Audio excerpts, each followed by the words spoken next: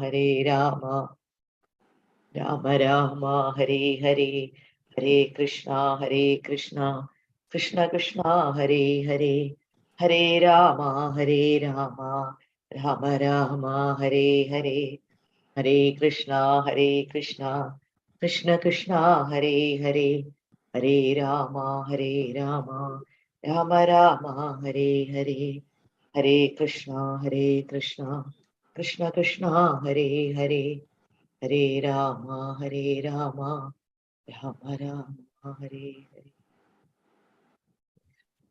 Hare Krishna, mataji. Hare Krishna. Om Namo Bhagavate Vasudevaya. Om Namo Bhagavate Vasudevaya.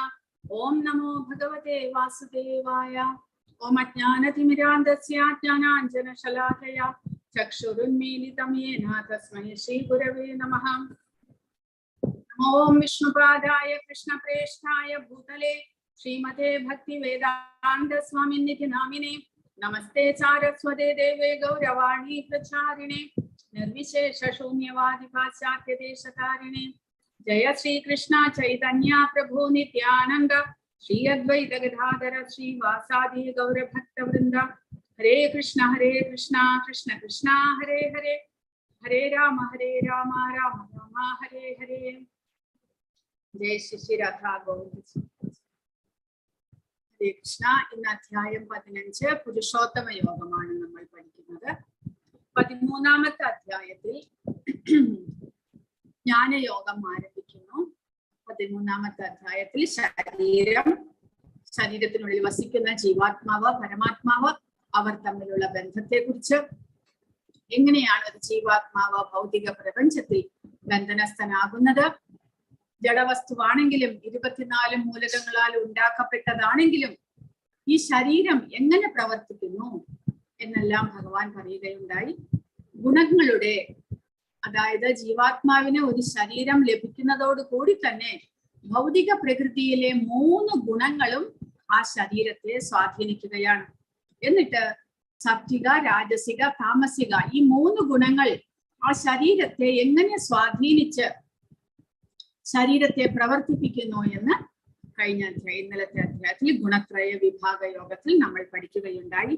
ഏത് ഗുണമാണോ മുന്നിട്ട് നിൽക്കുന്നത്, ഏത് ഗുണത്തിനാണോ ശരീരത്തിൽ കൂടുതൽ സ്വാധീനം ചെലുത്താൻ കഴിയുന്നത്, ആ ഗുണത്തിന്റെ പ്രഭാവത്തിനനുസരിച്ചുള്ള ഒരു സ്വഭാവം ആ ശരീരത്തിന് ലഭിക്കുന്നു.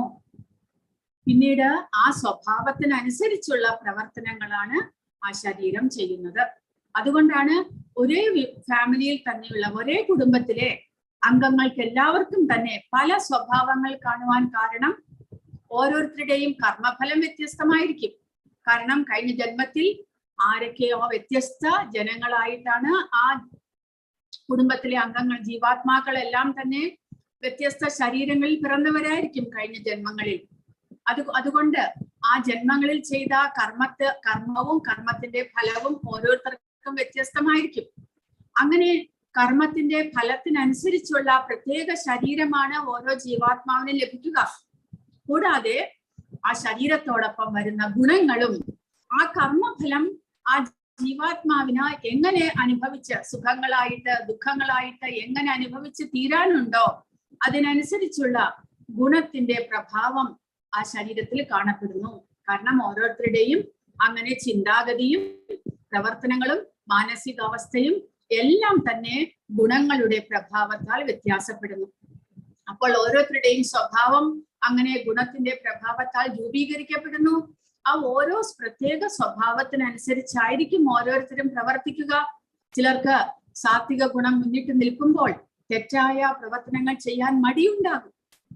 മറ്റുള്ളവരെ ചതിക്കാനോ അനധികൃതമായിട്ട് പണം സമ്പാദിക്കാനോ അങ്ങനെയുള്ള പ്രവർത്തനങ്ങളിൽ മടിയുള്ളവരായിരിക്കും സാത്വിക സ്വഭാവത്തിലുള്ളവർ. എന്നാൽ രാജസിക സ്വഭാവത്തിലുള്ളവർ, അവർക്ക് സുഖഭോഗങ്ങൾ അനുഭവിക്കാനുള്ള ആഗ്രഹം വളരെ അധികമായതുകൊണ്ട് എന്ത് ചെയ്യുന്നു, എങ്ങനെയാണെങ്കിലും ഏത് വിധേനയാണെങ്കിലും ധനം സമ്പാദിച്ച് അവനവന്റെ ആഗ്രഹം നിറവേറ്റണം എന്നുള്ള ചിന്താഗതിയായിരിക്കും അവർക്കുണ്ടാകുക. താമസ സ്വഭാവിയാണെങ്കിൽ എല്ലാ തരത്തിലുള്ള മൃഗതുല്യമായിട്ടുള്ള സ്വഭാവങ്ങളോട് കൂടിയ ഒരു സ്വഭാവിയായിരിക്കും. ഇതെല്ലാം തന്നെ ഗുണത്തിന്റെ പ്രഭാവമാണ്. അപ്പോൾ ഈ ഗുണങ്ങൾ 3 ഗുണങ്ങളും ഒരു മനുഷ്യനിൽ കാണപ്പെടുന്നു. അതുകൂടാതെ ഈ 3 ഗുണങ്ങളും ഏറ്റക്കുറച്ചിലോടെ ചിലത് മുന്നിട്ട് നിൽക്കുന്നു, ചിലത് പിന്നോട്ട് നിൽക്കുന്നു.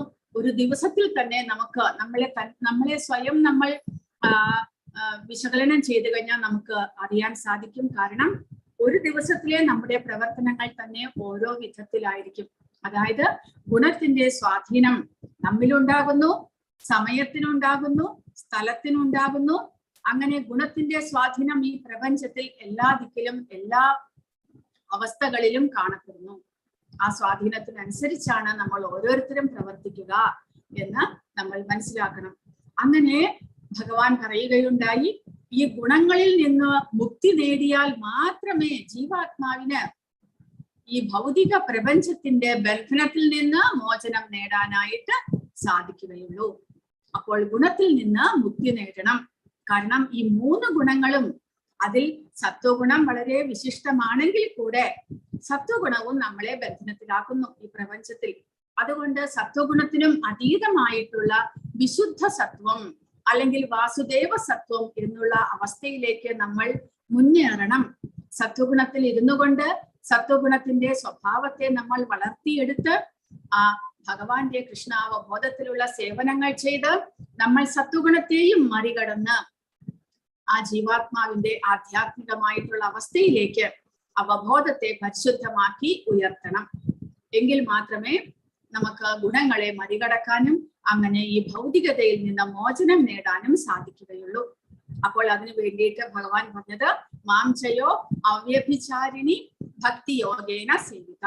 ഭഗവാനിൽ അവ്യഭിചാരിണി ഭക്തി, കലർപ്പില്ലാത്ത ഭക്തിയുത സേവനം ചെയ്യുന്നത് കൊണ്ട് മാത്രമേ ഗുണങ്ങളിൽ നിന്ന് മോചനം ലഭിക്കാൻ സാധ്യമാവുകയുള്ളൂ എന്ന് കഴിഞ്ഞ അധ്യായത്തിൽ നമ്മൾ പഠിക്കുകയുണ്ടായി.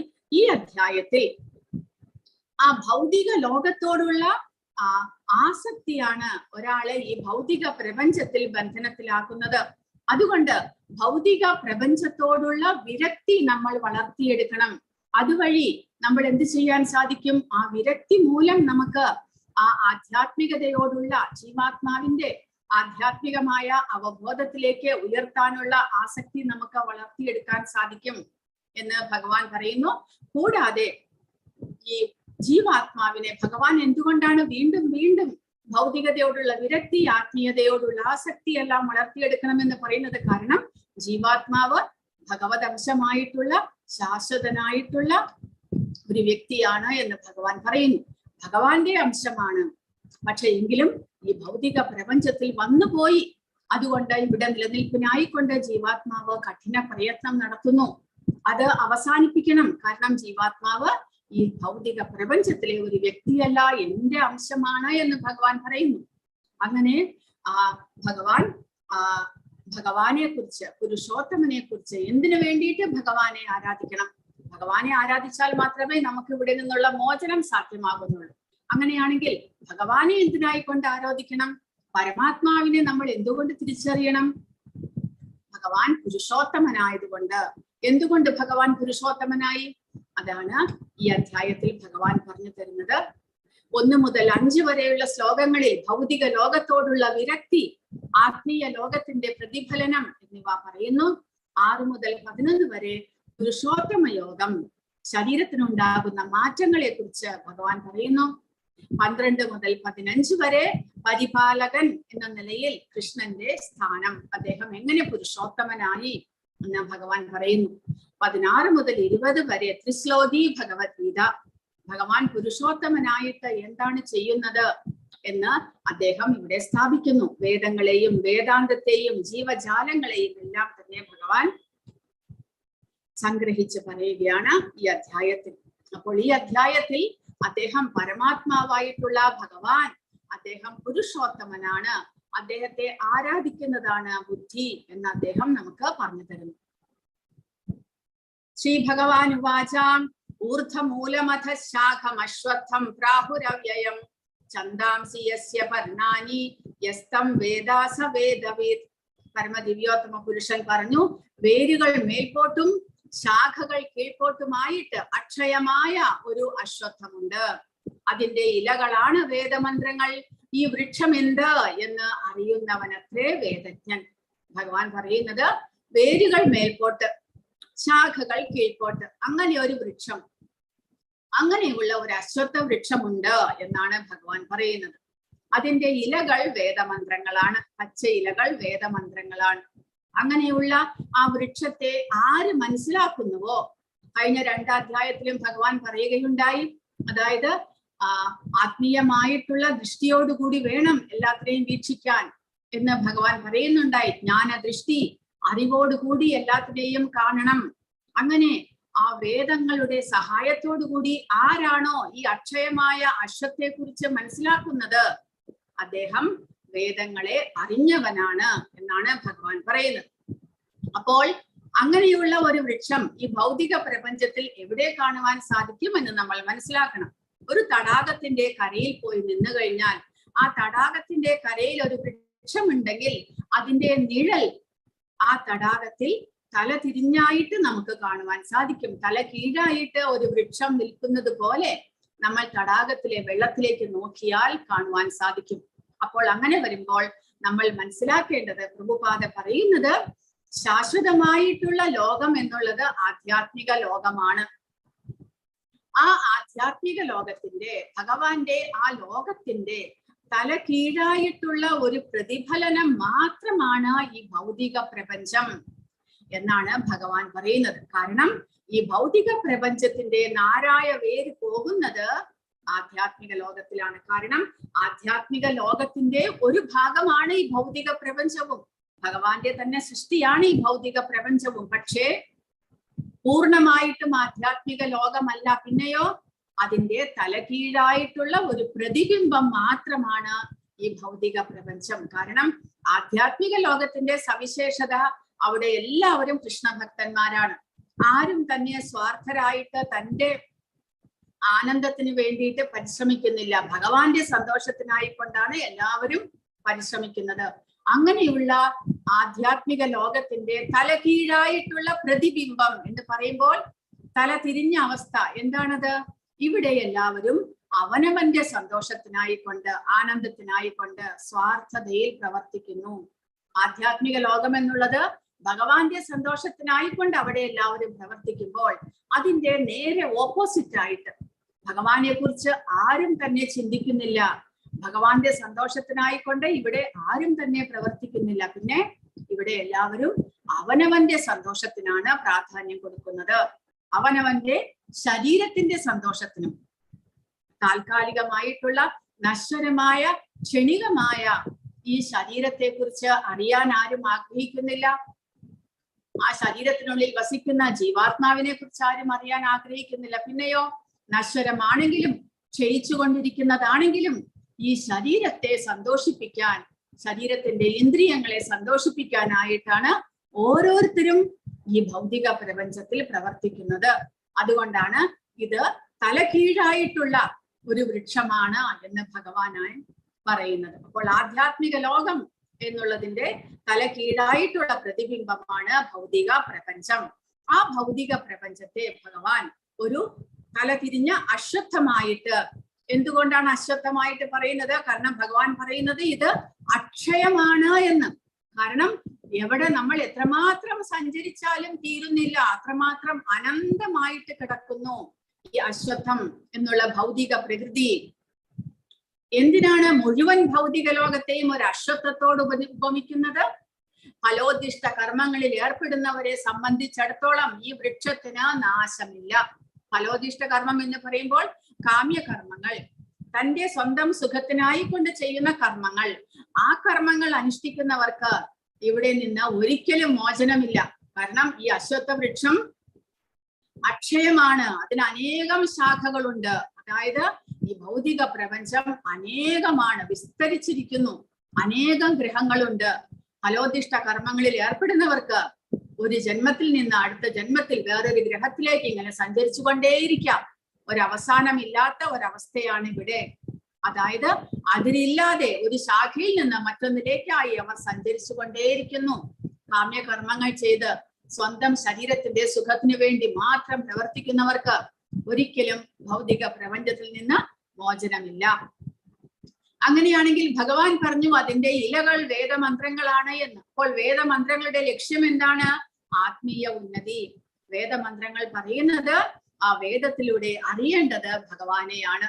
വേദത്തിലൂടെ ധർമ്മ അർത്ഥ കാമ മോക്ഷ ധാർമ്മികമായിട്ട് പ്രവർത്തനങ്ങൾ ചെയ്ത് ധനം സമ്പാദിക്കാം. നമുക്ക് കർമ്മം ചെയ്യേണ്ട എന്ന് ആരും പറയുന്നില്ല. കർമ്മം ചെയ്ത് എങ്ങനെ കർമ്മം ചെയ്യണം? ധർമ്മത്തിലൂടെ അവനവന്റെ ധർമ്മം എന്ത് എന്ന് മനസ്സിലാക്കിക്കൊണ്ട് തെറ്റായ പ്രവർത്തികൾ ചെയ്യാതെ അവനവന്റെ കർമ്മം ചെയ്ത് അർത്ഥം സമ്പാദിക്കൂ, ധനം സമ്പാദിക്കൂ, വേണ്ട എന്ന് പറയുന്നില്ല. കൂടാതെ കാമം, ശരീരമുള്ളപ്പോൾ ശരീരത്തിന് പല ആഗ്രഹങ്ങളും ഉണ്ടാകും. അത് നിങ്ങൾ നിവർത്തിച്ചുകൊള്ളൂ. പക്ഷെ എങ്ങനെ? ഒരു നിയന്ത്രണത്തോടുകൂടി. അതിനാണ് ഭഗവാൻ ഈ സംസ്കാരങ്ങളെല്ലാം തന്നെ ഉണ്ടാക്കിയിരിക്കുന്നത്. ഓരോ സംസ്കാരവും നമ്മുടെ ശരീരത്തിന്റെ നിയന്ത്രണത്തെ കുറിക്കുന്നു. ശരീരത്തെ പരിശുദ്ധമാക്കാനുള്ളതാണ് വൈദിക സംസ്കാരങ്ങൾ എല്ലാം തന്നെ. അങ്ങനെ ധാർമ്മികമായ കർമ്മങ്ങൾ ചെയ്ത് ധനം സമ്പാദിച്ച് നിയന്ത്രണ വിധേയമായ ഒരു ജീവിതം നയിക്കുക. എന്നിട്ടോ ലക്ഷ്യം എന്തായിരിക്കണം? മോക്ഷം, മുക്തി, ഭൗതികതയിൽ നിന്നുള്ള മോചനമായിരിക്കണം നമ്മുടെ ലക്ഷ്യം. അതിനു വേണ്ടിയിട്ട് നമ്മൾ പ്രവർത്തിക്കണം. അതാണ് വേദത്തിന്റെ ഉള്ളടക്കം. അതുകൊണ്ട് ആ ഭൗതിക പ്രപഞ്ചത്തിൽ വേദങ്ങളെ ഭഗവാൻ തന്നിരിക്കുന്നത് ഈ ജീവിതത്തെ കുറിച്ച് മനസ്സിലാക്കി മോക്ഷത്തിന് വേണ്ടി പ്രവർത്തിക്കുക. പക്ഷേ അത് മനസ്സിലാക്കാത്തവർ ഈ മായാവൃക്ഷത്തിന്റെ ശാഖകളിൽ ഒന്നിനു പുറകെ ഒന്ന് വേറൊരു ശാഖകളിലേക്ക് സഞ്ചരിച്ചു കൊണ്ടേയിരിക്കുന്നു. ഈ മായാവൃക്ഷത്തെ എന്തുകൊണ്ട് നമ്മൾ മനസ്സിലാക്കണം? അനശ്വരം എന്ന് പറയപ്പെടുന്ന ഈ മായാവൃക്ഷത്തെ അറിയാൻ കഴിഞ്ഞാൽ വിരക്തിയുടെ വാളുപയോഗിച്ച് മനുഷ്യന് അതിൽ നിന്ന് മുക്തനാകാം. അപ്പോൾ മോചനത്തിന്റെ പ്രക്രിയ എന്താണ്? ഭക്തിയുത സേവനത്തിലൂടെ നമുക്ക് ഇവിടെ നിന്ന് മോചനം നേടാൻ സാധിക്കും. അപ്പോൾ അങ്ങനെയുള്ള മായാവൃക്ഷത്തെ കുറിച്ചാണ് ഭഗവാൻ പറയുന്നത്. അപ്പോൾ ഇവിടെ പ്രഭുപാദ ആ വൃക്ഷത്തെ കുറിച്ച് പറയുന്നു. മുകളിലേക്കാണ് ഈ വൃക്ഷം വളരുന്നത്. അതായത് ഭൗതിക പ്രപഞ്ചത്തിന്റെ ഘടന എങ്ങനെയാണ്? ഏറ്റവും മുകളിലാണ് ബ്രഹ്മലോകം. അവിടെ നിന്ന് താഴേക്കാണ് ഗ്രഹങ്ങൾ ഓരോന്നോരോന്നായിട്ട് വരുന്നത്. അതായത് ഈ വൃക്ഷത്തിന്റെ വേരുകൾ അല്ലെങ്കിൽ തുടക്കം, പ്രാരംഭം ബ്രഹ്മലോകമാണ്. അവിടെ നിന്ന് താഴേക്ക് വൃക്ഷം വളരുന്നു എന്നാണ് പറയുന്നത്. മോചനം എന്നുള്ളത് ഭഗവത് ഭക്തി സേവനത്തിലൂടെ നമുക്ക് ഈ ഭൗതികതയിൽ നിന്ന് നമുക്ക് മോചനം നേടുവാൻ സാധിക്കുന്നു. അപ്പോൾ ആധ്യാത്മിക ലോകമാകുന്ന വൃക്ഷത്തിന്റെ ഒരു പ്രതിഫലനം മാത്രമാണ് ഭൗതിക ലോകമാകുന്ന ഈ വൃക്ഷം. വൃക്ഷഛായ വെള്ളത്തിൽ നിഴലിക്കുന്നത് പോലെ ആധ്യാത്മികമായ ഈ വൃക്ഷത്തിന്റെ നിഴൽ തൃഷ്ണയിൽ സ്ഥിതി ചെയ്യുന്നു. ഭൗതിക പ്രപഞ്ചം എന്നുള്ളത് മുഴുവനായും ഇന്ദ്രിയ സുഖഭോഗത്തിലാണ് നിലനിൽക്കുന്നത്. എല്ലാ ജനങ്ങളും ആഗ്രഹിക്കുന്നത് അവനവന്റെ ഇന്ദ്രിയ സുഖഭോഗങ്ങളാണ്. അതുകൊണ്ടാണ് ഇവിടെ പറയുന്നത് ഈ പ്രപഞ്ചം നിലനിൽക്കുന്നത് തൃഷ്ണയിലാണ് എന്ന്. അതായത് ഒരു വൃക്ഷത്തിന്റെ നിഴലിക്കുന്നത് വെള്ളത്തിലാകുന്നത് പോലെ ഈ ഭൗതിക പ്രപഞ്ചമാകുന്ന ഈ വൃക്ഷത്തിന്റെ നിഴലിക്കുന്നത് തൃഷ്ണയിലാണ്. അപ്പോൾ ഈ ഭൗതികതയുടെ വെളിച്ചത്തിൽ പ്രതിഫലിച്ച് കാണുന്നവയ്ക്കെല്ലാം തന്നെ കാരണം തൃഷ്ണയാണ് എന്നാണ് പറയുന്നത്. അധശോർധ്വം പ്രസൃതാസ്തസ്യ ശാഖാ ഗുണപ്രവൃദ്ധാ വിഷയപ്രവാളാഃ അധശ്ച മൂല്യാനനുസന്ധതാനി കർമാനുബന്ധീനി മനുഷ്യലോകേ. ഈ വൃക്ഷത്തിന്റെ ശാഖകൾ ഭൗതിക പ്രകൃതിയുടെ ത്രിഗുണങ്ങളാൽ പോഷിപ്പിക്കപ്പെട്ട് താഴോട്ടും മേലോട്ടും പടർന്നു കിടക്കുന്നു. ഇന്ദ്രിയ വിഷയങ്ങളാണ് ഇതിന്റെ ചില്ലകൾ. ഈ വൃക്ഷത്തിന് താഴേക്ക് ഇറങ്ങുന്ന വേരുകളുമുണ്ട്.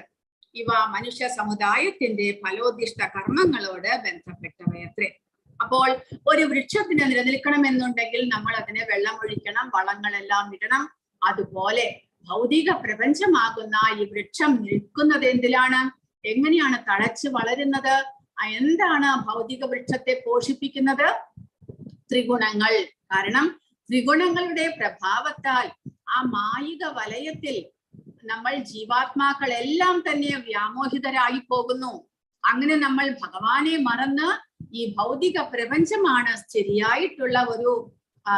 ശരിയായിട്ടുള്ളത് ശാശ്വതമായിട്ടുള്ളത് എന്ന് തെറ്റിദ്ധരിച്ചുകൊണ്ട് ഇവിടെ കർമ്മങ്ങൾ ചെയ്ത് നമ്മൾ ഈ ഭൗതിക പ്രപഞ്ചത്തിന് നിലനിൽപ്പ് കൊടുക്കുന്നു. അപ്പോൾ ആ ത്രിഗുണങ്ങളാണ് ഈ ഭൗതിക പ്രപഞ്ചത്തെ പോഷിപ്പിക്കുന്നത് എന്ന് ഇവിടെ പറയുന്നു. ത്രിഗുണങ്ങളുടെ ഏറ്റക്കുറച്ചിലിനനുസരിച്ച് വ്യത്യസ്ത ജീവിവർഗങ്ങൾ പ്രകടമാകുന്നു. അപ്പോൾ സാത്വിക, രാജസിക, താമസിക ഗുണങ്ങളുടെ ഏറ്റക്കുറച്ചിൽ ഒരാളിൽ കാണപ്പെടുന്നതിനനുസരിച്ച് കർമ്മങ്ങൾ ചെയ്യുന്നു. ആ കർമ്മത്തിന്റെ പ്രഭാവത്താൽ അടുത്ത ജന്മം ഏതെങ്കിലും ഒരു മനുഷ്യനോ മൃഗങ്ങളോ പക്ഷികളോ എന്തെങ്കിലും ആയിട്ട് നമുക്ക് ലഭിക്കുന്നു. അങ്ങനെ ആ ത്രിഗുണങ്ങൾ മൂലമാണ് ഇവിടെ ഈ ജനപ്പെരുപ്പവും അല്ലെങ്കിൽ ജീവവർഗങ്ങളും ജനിച്ച് വളരുന്നത്. ചിലപ്പോൾ ഒരു ഭൂഭാഗം വെള്ളം കിട്ടാതെ വരണ്ടുണങ്ങിയും ചിലപ്പോൾ കുതിർന്ന പച്ചയായും കാണപ്പെടാം. അതുപോലെ ഭൗതിക പ്രകൃതിയുടെ ത്രിഗുണങ്ങളിൽ ചിലതിന്റെ ഏറ്റക്കുറച്ചിലിനനുസരിച്ച് ഓരോരോ ജീവിവർഗങ്ങൾ പ്രത്യക്ഷപ്പെടുന്നു. ആ ഗുണത്തിന്റെ ഏറ്റക്കുറച്ചിൽ ചിലരിൽ സത്വഗുണം കൂടുതലായിട്ടുണ്ടാകും, എന്നാൽ ചിലരിൽ സത്വഗുണവും രജോ ഗുണവും മിക്സ് ആയിട്ടുണ്ടാകും. ചിലരിൽ രജോ ഗുണവും തമോ ഗുണവും ഒരുമിച്ചുണ്ടാകും, ചിലരിൽ തമോ ഗുണം മാത്രമായിരിക്കും. അങ്ങനെ അതിന്റെ ഏറ്റക്കുറച്ചിലിനനുസരിച്ച് പ്രത്യേക ജീവിവർഗങ്ങൾ പ്രത്യക്ഷപ്പെടുകയാണ് ചെയ്യുന്നത്. കാരണം ഒരാളിൽ ഒരു ഗുണം മാത്രമായിരിക്കില്ല എന്ന് പറയുന്നു. അപ്പോൾ അതിനനുസരിച്ച് അപ്പോൾ ഈ ഭൗതിക പ്രപഞ്ചത്തിന്റെ നിലനിൽപ്പ് ത്രിഗുണങ്ങളിലാണ്. ത്രിഗുണങ്ങളാൽ പോഷിപ്പിക്കപ്പെട്ടാണ് ഈ ഭൗതിക പ്രപഞ്ചം നിലനിൽക്കുന്നത് എന്നാണ് ഭഗവാൻ പറയുന്നത്. അങ്ങനെ അതിന്റെ ശാഖകൾ മേലോട്ടും കീഴോട്ടും ഉണ്ട്. മുകളിലേക്ക് സ്വർഗലോകങ്ങൾ, നടുവിൽ മനുഷ്യലോകം, താഴേക്ക് പിന്നെ ഉരകലോകം എല്ലാം കാണപ്പെടുന്നു എന്നാണ് ഇവിടെ പറയുന്നത്. പ്രഭുപാദ പറയുന്നു, കീഴ്ഭാഗത്ത് മനുഷ്യരും കുതിര, പശു, നായ, പൂച്ച മുതലായ ജീവികളും അധിവസിക്കുന്നു. മുകളിലെ ശാഖകളിൽ കുറെ കൂടി ഉയർന്ന നിലയിലുള്ള ദേവന്മാർ, ഗന്ധർവന്മാർ തുടങ്ങിയവർ വസിക്കുന്നു. വൃക്ഷത്തിന് പോഷണം കിട്ടുന്നത് വെള്ളത്തിലൂടെയാണ്. ഈ വൃക്ഷത്തിന്, ഭൗതിക പ്രപഞ്ചമാകുന്ന അശ്വത്ഥ വൃക്ഷത്തിന് പോഷണം ലഭിക്കുന്നത് ഭൗതിക പ്രകൃതിയുടെ ത്രിഗുണങ്ങളാലാണ്. ഇന്ദ്രിയ വിഷയങ്ങളാണ് ഇതിന്റെ ചില്ലകൾ.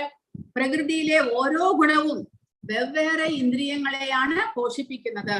ആ ഇന്ദ്രിയങ്ങളെ കൊണ്ട് ജീവികൾ വ്യത്യസ്ത വിഷയങ്ങളെ അനുഭവിക്കുകയും ചെയ്യുന്നു.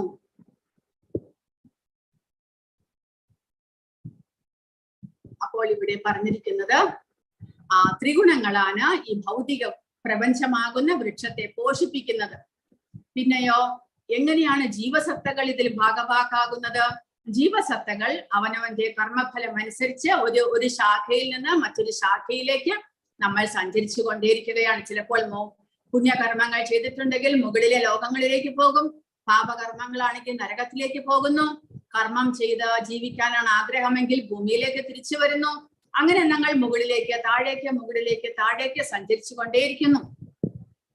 കൂടാതെ ഈ വൃക്ഷം എവിടേക്കാണ്, എത്ര ദൂരത്തോളം ഇതിന്റെ വേരുകൾ പോയിട്ടുണ്ട്, അതിന്റെ ആദ്യമോ അന്തമോ കാണാൻ നമുക്ക് സാധിക്കുന്നില്ല എന്നാണ് പറയുന്നത്. അങ്ങനെ ജീവജാലങ്ങളെല്ലാം തന്നെ ഈ ത്രിഗുണങ്ങളാൽ പോഷിപ്പിക്കപ്പെട്ടിരിക്കുന്ന ഈ ഭൗതിക പ്രപഞ്ചത്തിൽ ജീവിക്കുകയാണ് ചെയ്യുന്നത്. ഇതിന്റെ ശരിയായിട്ടുള്ള വേര് മുകളിലേക്കാണ് പോകുന്നത്, ബ്രഹ്മലോകത്തിലേക്ക് പോയിരിക്കുന്നു. പിന്നെയോ വേറെ വേരുകളുമുണ്ട്. ആ ശാഖകൾ, ആ വേറെ വേരുകൾ പല ദിക്കിലേക്കും പടർന്നിരിക്കുന്നു. അപ്പോൾ ദ്വന്ദ്ങ്ങൾ, അതായത് ചിലതിനോട് നമുക്ക് അടുപ്പം, ചിലതിനോട് നമുക്ക് ദേഷ്യം എന്നുള്ള ദ്വന്ദ്ങ്ങളാണ് നമ്മളെ ഈ ഭൗതിക പ്രപഞ്ചത്തിൽ പിടിച്ചു നിർത്തുന്നത് എന്നാണ്. രാഗദ്വേഷങ്ങൾ, അതാണ് ഈ മഹാവൃക്ഷത്തിന്റെ തായ്വേര്. ആ തായ്വേര് കാരണമാണ് നമ്മൾ ഇവിടെ ഭൗതിക പ്രപഞ്ചത്തിൽ നിലനിൽക്കുന്നത്. അപ്പോൾ ശാശ്വതമായിട്ടുള്ള വൃക്ഷം എന്നുള്ളത് ആധ്യാത്മിക ലോകമാണ്. ഇവിടെ കൊടുത്തിരിക്കുന്നു ശാശ്വതമായിട്ടുള്ള ലോകം, ആധ്യാത്മിക ലോകം. അതിന്റെ പ്രതിഫലനമായിട്ട്, അതിന്റെ കണ്ടിന്യൂഷൻ ആയിട്ട് തല തിരിഞ്ഞ ഒരു വൃക്ഷമായിട്ടാണ് നമ്മുടെ ഭൗതിക പ്രകൃതി നമ്മൾ കാണേണ്ടത്. ആധ്യാത്മിക ലോകത്തിന് ഒരിക്കലും നാശമുണ്ടാകുന്നില്ല. അവിടെ എല്ലാവരും ഭഗവാന്റെ സന്തോഷത്തിനായിക്കൊണ്ട് പ്രവർത്തിക്കുന്നു. എന്നാൽ ഭൗതിക പ്രകൃതം എന്നുള്ളത് താൽക്കാലികമാണ്, കൂടാതെ പ്രതിഫലനം മാത്രമാണ്, ശരിയായിട്ടുള്ള എന്നെന്നും നിലനിൽക്കുന്നതല്ല. കൂടാതെ ആധ്യാത്മിക ലോകത്തിന്റെ പ്രതിഫലനം, തലകീഴായിട്ടുള്ള പ്രതിഫലനം എന്ന് പറഞ്ഞാൽ ഇവിടെ കൃഷ്ണന് വേണ്ടി ആരും പ്രവർത്തിക്കുന്നില്ല, പിന്നെ അവനവന്റെ സന്തോഷത്തിനായി കൊണ്ട് പ്രവർത്തിക്കുന്നു. അപ്പോൾ അരയാൽ മരത്തെ ഭൗതിക ബന്ധങ്ങളായിട്ട് എങ്ങനെ മനസ്സിലാക്കാൻ സാധിക്കും? യഥാർത്ഥ വൃക്ഷം ആത്മീയ ലോകമാണ്. ആധ്യാത്മികമായ ആ വൃക്ഷത്തിന്റെ നിഴൽ കൃഷ്ണയിൽ സ്ഥിതി ചെയ്യുന്നു. അതായത് മേൽക്കീഴായി മറിഞ്ഞിട്ടുള്ള ഭൗതിക പ്രപഞ്ചമാകുന്ന ആ നിഴൽ കൃഷ്ണയിൽ, കൃഷ്ണ എന്ന് പറഞ്ഞാൽ അതിയായ അത്യാഗ്രഹത്തിൽ, ഇന്ദ്രിയ സുഖഭോഗത്തിന് വേണ്ടിയിട്ടുള്ള ആഗ്രഹത്തിൽ നിലനിൽക്കുന്നു. പോഷണം ത്രിഗുണങ്ങളാൽ നടത്തപ്പെടുന്നു. പിന്നെ വേര്, ഭൗതിക അസ്തിത്വത്തിന്റെ വേര് മേൽപോട്ട് വളരുന്നു. അതായത് ബ്രഹ്മലോകത്തിലേക്ക്, അവിടെ നിന്ന് താഴോട്ടാണ് വളരുന്നത്. ദ്വിതീയ വേരുകൾ മനുഷ്യഗ്രഹ വ്യൂഹങ്ങളിലാണ് ഭൂലോകത്തേക്ക് താഴോട്ട് വളരുകയും എല്ലാ ദിശകളിലേക്കും വ്യാപിക്കുകയും ചെയ്യുന്നു. പല വിധത്തിലുള്ള സുഖ ദുഃഖ അനുഭവങ്ങളിൽ നിന്ന് രൂപം കൊള്ളുന്ന രാഗദ്വേഷങ്ങളാണ് ഈ മഹാവൃക്ഷത്തിന്റെ തായ്വേരുകൾ. എമ്പാടും പടർന്നു കിടക്കുന്ന ഈ വേരുകളിൽ നിന്നാണ് ആസ്തിക്യവും നിരീശ്വരവാദവും പ്രവണതകളായി വളരുന്നത്. ശാഖകൾ മുകളിലും താഴെയായിട്ട് 12 ഗ്രഹവ്യൂഹങ്ങളാണ് നമ്മുടെ ഈ ബ്രഹ്മാണ്ടത്തിൽ ഉള്ളത്. അപ്പോൾ മുകളിൽ 7 ഗ്രഹങ്ങൾ, താഴെ 7, 14 ഗ്രഹവ്യൂഹങ്ങൾ. അപ്പോൾ ഈ വൃക്ഷത്തിന്റെ വേരുകൾ, ശാഖകൾ മുകളിലേക്കും താഴേക്കുമായുണ്ട്. വിവിധ ജീവജാലങ്ങൾ എവിടെ വസിക്കുന്നു? താഴത്തെ ശാഖകളിൽ മനുഷ്യരും കുതിര, പശു, നായ, പൂച്ച മുതലായ ജീവികളും, മുകളിൽ ദേവന്മാർ, ഗന്ധർവന്മാർ തുടങ്ങിയവർ ജീവിക്കുന്നു. പച്ചയിലകൾ വേദമന്ത്രങ്ങളാണ്. ചില്ലകൾ ഇന്ദ്രിയ വിഷയങ്ങളാണ്. ശാഖ അഗ്രഹങ്ങൾ അനുഭവോപാധികളാണ്. ഫലം, ഈ വൃക്ഷത്തിന്റെ ഫലം എന്താണ്? ജീവസത്തകൾ ചെയ്തു പോരുന്ന കർമ്മങ്ങളുടെ പ്രതികരണങ്ങൾ. ധർമ്മ, അർത്ഥ, കാമ, മോക്ഷമായിട്ടുള്ള ആ നമ്മൾ ചെയ്യുന്ന കർമ്മത്തിന്റെ പ്രതിഫലം എന്താണോ അതിനനുസരിച്ചാണ് നമുക്ക് ഇവിടെ ഫലം ലഭിക്കുന്നത്. ഭൗതിക പ്രപഞ്ചത്തിൽ നമ്മൾ കർമ്മം ചെയ്യുന്നു, അതിനനുസരിച്ചുള്ള ഫലം നമുക്ക് ലഭിക്കുന്നു. ജീവജാലങ്ങളുടെ പങ്കാളിത്തം എന്താണ്? ഒരു ശാഖയിൽ നിന്ന് മറ്റൊന്നിലേക്ക് പോയി പഴങ്ങൾ രുചിക്കാൻ ശ്രമിക്കുന്നു. അതായത് ഇവിടെ നിൽക്കുമ്പോൾ നമുക്ക് സ്വർഗലോകത്തിൽ ഇതിനേക്കാൾ കൂടുതൽ ഇന്ദ്രിയ സുഖഭോഗം അനുഭവിക്കാം എന്നുള്ളൊരു തോന്നൽ ഉണ്ടാകുന്നു. അതുകൊണ്ട് സ്വർഗലോകത്തിലേക്ക് പോകാൻ നമ്മൾ എന്ത് ചെയ്യണം? വേദങ്ങളിൽ പുണ്യകർമ്മങ്ങൾ ചെയ്യാൻ പറഞ്ഞിട്ടുണ്ട്. ശരി, പുണ്യകർമ്മങ്ങൾ ചെയ്ത് സ്വർഗലോകത്തിൽ പോയി സുഖങ്ങൾ അനുഭവിക്കാൻ നമ്മൾ ആഗ്രഹിക്കുന്നു. അങ്ങനെ ഒരു ശാഖയിൽ നിന്ന് മറ്റൊന്നിലേക്ക്, ഒരു ഗ്രഹത്തിൽ നിന്ന് മറ്റൊരു ഗ്രഹത്തിലേക്ക് നമ്മൾ സഞ്ചരിച്ചു കൊണ്ടേയിരിക്കുന്നു. വൃക്ഷത്തിന്റെ ആരംഭമോ അവസാനമോ അടിസ്ഥാനമോ കണ്ടെത്താനാകില്ല. ജീവാത്മാക്കൾ കൃഷ്ണന്റെ ചെറിയ ഒരംശമാണെങ്കിലും അവ ഇന്ദ്രിയങ്ങൾ ഉപയോഗിച്ച് കഠിനാധ്വാനം ചെയ്യുന്നു എന്നാണ് പറയുന്നത്. ഇനി ഇതിൽ നിന്നുള്ള മോചനം എങ്ങനെയാണ്? ഭൗതിക പ്രപഞ്ചത്തിന്റെ ഈ ബന്ധനത്തിൽ നിന്നുള്ള മോചനം എങ്ങനെ സാധ്യമാകും എന്ന് അടുത്ത 2 ശ്ലോകത്തിലൂടെ ഭഗവാൻ പറഞ്ഞു തരുന്നു.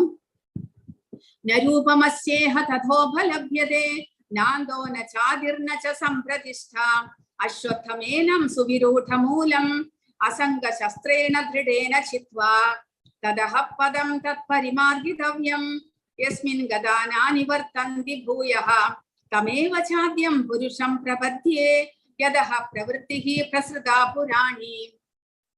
ഈ വൃക്ഷത്തിന്റെ യഥാർത്ഥ രൂപം ഈ ലോകത്തിൽ കാണുകയില്ല. അതിന്റെ ആരംഭമോ അവസാനമോ അടിസ്ഥാനമോ കണ്ടെത്താനാവില്ല. വേരുറച്ചുയർന്ന ഈ വൃക്ഷത്തെ ദൃഢനിശ്ചയത്തോടെ വിരക്തിയാകുന്ന ആയുധത്താൽ ഛേദിച്ചു കളയണം. എന്നിട്ട് എവിടെ ചെന്നാൽ തിരിച്ചു വരവില്ലയോ ആ ദിവ്യപദം പൂകി സ്മരണാതീത കാലം മുതൽക്കേയുള്ള എല്ലാത്തിന്റെയും ഉറവിടമായ പരമപുരുഷന് സ്വയം സമർപ്പിക്കണം. അപ്പോൾ എങ്ങനെയാണ് ഈ വൃക്ഷത്തിൽ നിന്നുള്ള മോചനം സാധ്യമാകുന്നത്? ഭഗവാൻ പറയുന്നു, ഈ വൃക്ഷത്തെ നമുക്ക് ഇതിന്റെ ആരംഭമോ അവസാനമോ നമുക്ക് കാണുവാൻ സാധ്യമേ അല്ല. കാരണം ഈ വൃക്ഷം എന്നുള്ളത് ശാശ്വതമായിട്ടുള്ള ഒന്നല്ല. പിന്നെയോ അത് കൂടാതെ വേറൊരു വൃക്ഷത്തിന്റെ പ്രതിബിംബവുമാണ്. അപ്പോൾ വൃക്ഷം ആരംഭിച്ചിരിക്കുന്നത് ഭഗവാന്റെ ആധ്യാത്മിക ലോകത്തിൽ നിന്നാണ്. അതുകൊണ്ട് അതിന്റെ തുടക്കം നമുക്ക് കാണുവാൻ സാധിക്കുന്നില്ല. അപ്പോൾ എങ്ങനെ നമുക്ക് ഈ വൃക്ഷത്തിന്റെ വേരിനെ കണ്ടിച്ചു കളയാൻ സാധിക്കും? ഭഗവാൻ പറയുന്നത് ദൃഢനിശ്ചയത്തോടു കൂടി വിരക്തിയാകുന്ന ആയുധത്താൽ. ഭൗതികതയോടുള്ള വിരക്തി, അതാണ് നമ്മൾ വളർത്തിയെടുക്കേണ്ടത്. കാരണം ഭൗതികതയോട് വിരക്തി മനസ്സിൽ വളരാതെ നമുക്കൊരിക്കലും ഭഗവാനോട് ആസക്തിയോടുകൂടി അല്ലെങ്കിൽ പ്രേമത്തോടുകൂടി സ്നേഹത്തോടുകൂടി സേവനങ്ങൾ ചെയ്യാൻ സാധ്യമല്ല. കാരണം ശരീരം എന്നുള്ളത് നശ്വരമാണ് എന്നും അത് ക്ഷയിച്ചുകൊണ്ടിരിക്കുന്ന ഒന്നാണ് എന്നും ഞാൻ ഈ ശരീരമല്ല എന്നുമുള്ള ഒരു അവബോധം നമ്മിൽ വളരാതെ നമുക്കൊരിക്കലും ഭൗതികതയിൽ നിന്ന് മോചനം സാധ്യമേ അല്ല. അതുകൊണ്ട് അത് ആദ്യം നമ്മൾ മനസ്സിലാക്കണം, ജ്ഞാനം കരസ്ഥമാക്കണം. നമ്മൾ ഈ ശരീരമല്ല, ശരീരം വെറും ജഡവസ്തുവാണ്, അത് ക്ഷയിച്ചുകൊണ്ടിരിക്കുന്നതാണ്, അതിനൊരവസാനമുണ്ട്. എന്നാൽ ഞാൻ ശാശ്വതനാണ്, എനിക്ക് ഒരിക്കലും മരണമില്ല. അങ്ങനെയുള്ള ഞാൻ എന്തിനു വേണ്ടിയിട്ട് ഈ ക്ഷയിച്ചുകൊണ്ടിരിക്കുന്ന ശരീരത്തിൽ ആസക്തനാകുന്നു? അതുകൊണ്ട് അതിനോട് നമ്മൾ വിരക്തി വളർത്തിയെടുക്കുക. ശരീരം എനിക്കൊരു ഉപകരണം മാത്രമാണ്, ഭഗവാനെ പ്രാപിക്കാനുള്ള ഒരു ഉപകരണം. കാരണം ജീവാത്മാവിന് ഭൗതിക പ്രപഞ്ചത്തിൽ ഈ മനുഷ്യ ശരീരം കൊണ്ട് മാത്രമേ ഭഗവാന്റെ സേവനങ്ങൾ ചെയ്ത് ഭഗവാനെ പ്രാപിക്കാൻ സാധിക്കൂ. അതുകൊണ്ട് ശരീരത്തെ ഒരു ഉപകരണമായി കണ്ട് ആ ഉപകരണത്തിന്റെ മാക്സിമം പ്രയോജനം നമ്മൾ നേടിയെടുക്കുക മനുഷ്യ ശരീരത്തിന്റെ. അങ്ങനെ ശരീരത്തോടുള്ള ആസക്തി നമ്മൾ ഇല്ലാതാക്കണം, ഭഗവാനോടുള്ള ആസക്തി വളർത്തിയെടുക്കുക. അങ്ങനെ വിരക്തിയാകുന്ന ആയുധത്താൽ ശരീരവുമായിട്ടുള്ള ബന്ധത്തെ നമ്മൾ ഛേദിച്ചു കളയണം. എന്നിട്ട് അവിടെ കൊണ്ട് അവസാനിക്കുന്നില്ല. എവിടെ ചെന്നാൽ തിരിച്ചു വരവില്ലയോ ആ ദിവ്യപദം പൂകണം. എവിടെ ചെന്നാലാണ് തിരിച്ചു വരവില്ലാത്തത്? ഭഗവാന്റെ പരമപദം. 8ാമത്തെ അധ്യായത്തിൽ ഭഗവാൻ പറയുന്നു, ആ ബ്രഹ്മഭുവനാൻ ലോകാഹ പുനരാവർത്തിനോ അർജുന മാമുപേത്യാതു കൗന്ദേയ പുനർജന്മ ന വിദ്യതേ. എന്നെ പ്രാപിച്ചാൽ പിന്നീട് ഒരിക്കലും പുനർജന്മമില്ല. അപ്പോൾ ഭഗവാനെ പ്രാപിക്കാനുള്ള പ്രയത്നം നമ്മൾ ചെയ്യണം എന്നാണ് ഭഗവാൻ പറയുന്നത്. അതായത് ഭൗതികതയോടുള്ള വിരക്തി വർദ്ധിപ്പിച്ചാൽ മാത്രം പോരാ, അവിടെ കൊണ്ട് അവസാനിക്കുന്നില്ല. പിന്നെ ഭഗവാനോടുള്ള ആസക്തി അല്ലെങ്കിൽ ഭക്തി വളർത്തണം. എന്നിട്ട് ആ സ്മരണാതീത കാലം മുതൽക്കേയുള്ള എല്ലാറ്റിന്റെയും ഉറവിടമായ ആ പരമപുരുഷന് നമ്മൾ സ്വയം സമർപ്പിക്കണം.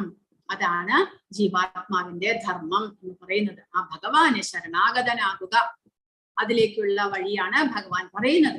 ഭഗവാനെ ശരണാഗതനാകണം എന്നുള്ളതാണ് നമ്മുടെ ലക്ഷ്യം. അദ്ദേഹത്തെ പ്രാപിക്കുക എന്നുള്ളതാണ് നമ്മുടെ ലക്ഷ്യം. അതിനുള്ള പ്രയത്നങ്ങൾ നമ്മൾ ചെയ്യണം, മനുഷ്യ ശരീരം ഉപയോഗിച്ചുകൊണ്ട്.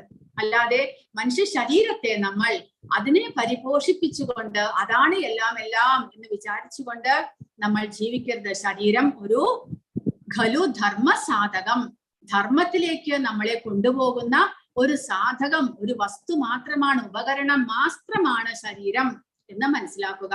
ധർമ്മം ചെയ്യാൻ ജീവാത്മാവിനെ ഭഗവാനെ പ്രാപിക്കാനുള്ള ഒരു ഉപകരണം മാത്രമാണ് ശരീരം. ഈ മരത്തിന്റെ യഥാർത്ഥ രൂപം ഈ ലോകത്ത് ഗ്രഹിക്കാൻ കഴിയില്ല. വിരക്തി എന്ന കോടാലി ഉപയോഗിക്കുക. ഈ മരം യാഥാർത്ഥ്യമല്ല, യഥാർത്ഥ വൃക്ഷത്തിന്റെ പ്രതിഫലനമാണ്. യഥാർത്ഥ വൃക്ഷത്തെ പൂർണ്ണമായി മനസ്സിലാക്കുക അസാധ്യമാണ്. പരിഹാരം എങ്ങനെയാണ് യഥാർത്ഥ വൃക്ഷത്തെ മനസ്സിലാക്കുക? വേരുറച്ചുയർന്ന ഈ വൃക്ഷത്തെ ദൃഢനിശ്ചയത്തോടെ വിരക്തിയാകുന്ന ആയുധത്താൽ ഛേദിച്ചു കളയുക. അങ്ങനെ, കാരണം ഈ വൃക്ഷം യഥാർത്ഥമല്ലാത്തത് കൊണ്ട്, ശാശ്വതമല്ലാത്തത് കൊണ്ട് അതുമായിട്ടുള്ള ബന്ധത്തെ നമ്മൾ ഇല്ലാതാക്കണം. അപ്പോൾ ഒരാൾ മരത്തിനപ്പുറം പോയി കൃഷ്ണനെ തന്നെ ശരണം പ്രാപിക്കണം. അപ്പോൾ മാത്രമേ നമുക്ക് ഈ ഭൗതിക പ്രപഞ്ചത്തിന്റെ ആരംഭം എവിടെ എന്ന് കണ്ടെത്താൻ കഴിയുകയുള്ളൂ. ഈ അരയാൽ മരത്തിന്റെ യഥാർത്ഥ രൂപം ഭൗതിക ലോകത്തിൽ കാണാവുന്നതല്ല എന്ന് പറയുന്നതിന്റെ കാരണം എന്താണ്? കാരണം വേര് മേൽപോട്ടായിരിക്കെ വൃക്ഷത്തിന്റെ വളർച്ച മറുവശത്തേക്കാണ്. ഭൗതിക ശാഖാ പടലങ്ങളിൽ കുടുങ്ങി കിടന്നുകൊണ്ട് വൃക്ഷത്തിന്റെ വിസ്തൃതി എത്രയെന്നോ മൂലം എവിടെയെന്നോ മനസ്സിലാക്കാൻ സാധ്യമല്ല. പിന്നെ എങ്ങനെ കാരണം കണ്ടെത്തണം? ഭൗതിക വൃക്ഷം എവിടെ നിന്ന് വളർന്നിരിക്കുന്നു എന്ന് എങ്ങനെ കണ്ടെത്താൻ സാധിക്കും? പിതാവിന്റെ പിതാവിന്റെ പിതാവ് നമ്മുടെ പൂർവജന്മാരെ എണ്ണിക്കൊണ്ടു പോയി കഴിഞ്ഞാൽ ബ്രഹ്മാവിലേക്ക് ചെന്നെത്തുന്നു. ബ്രഹ്മാവിന്റെ പിതാവാണ് ഗർഭോദകശായി വിഷ്ണു.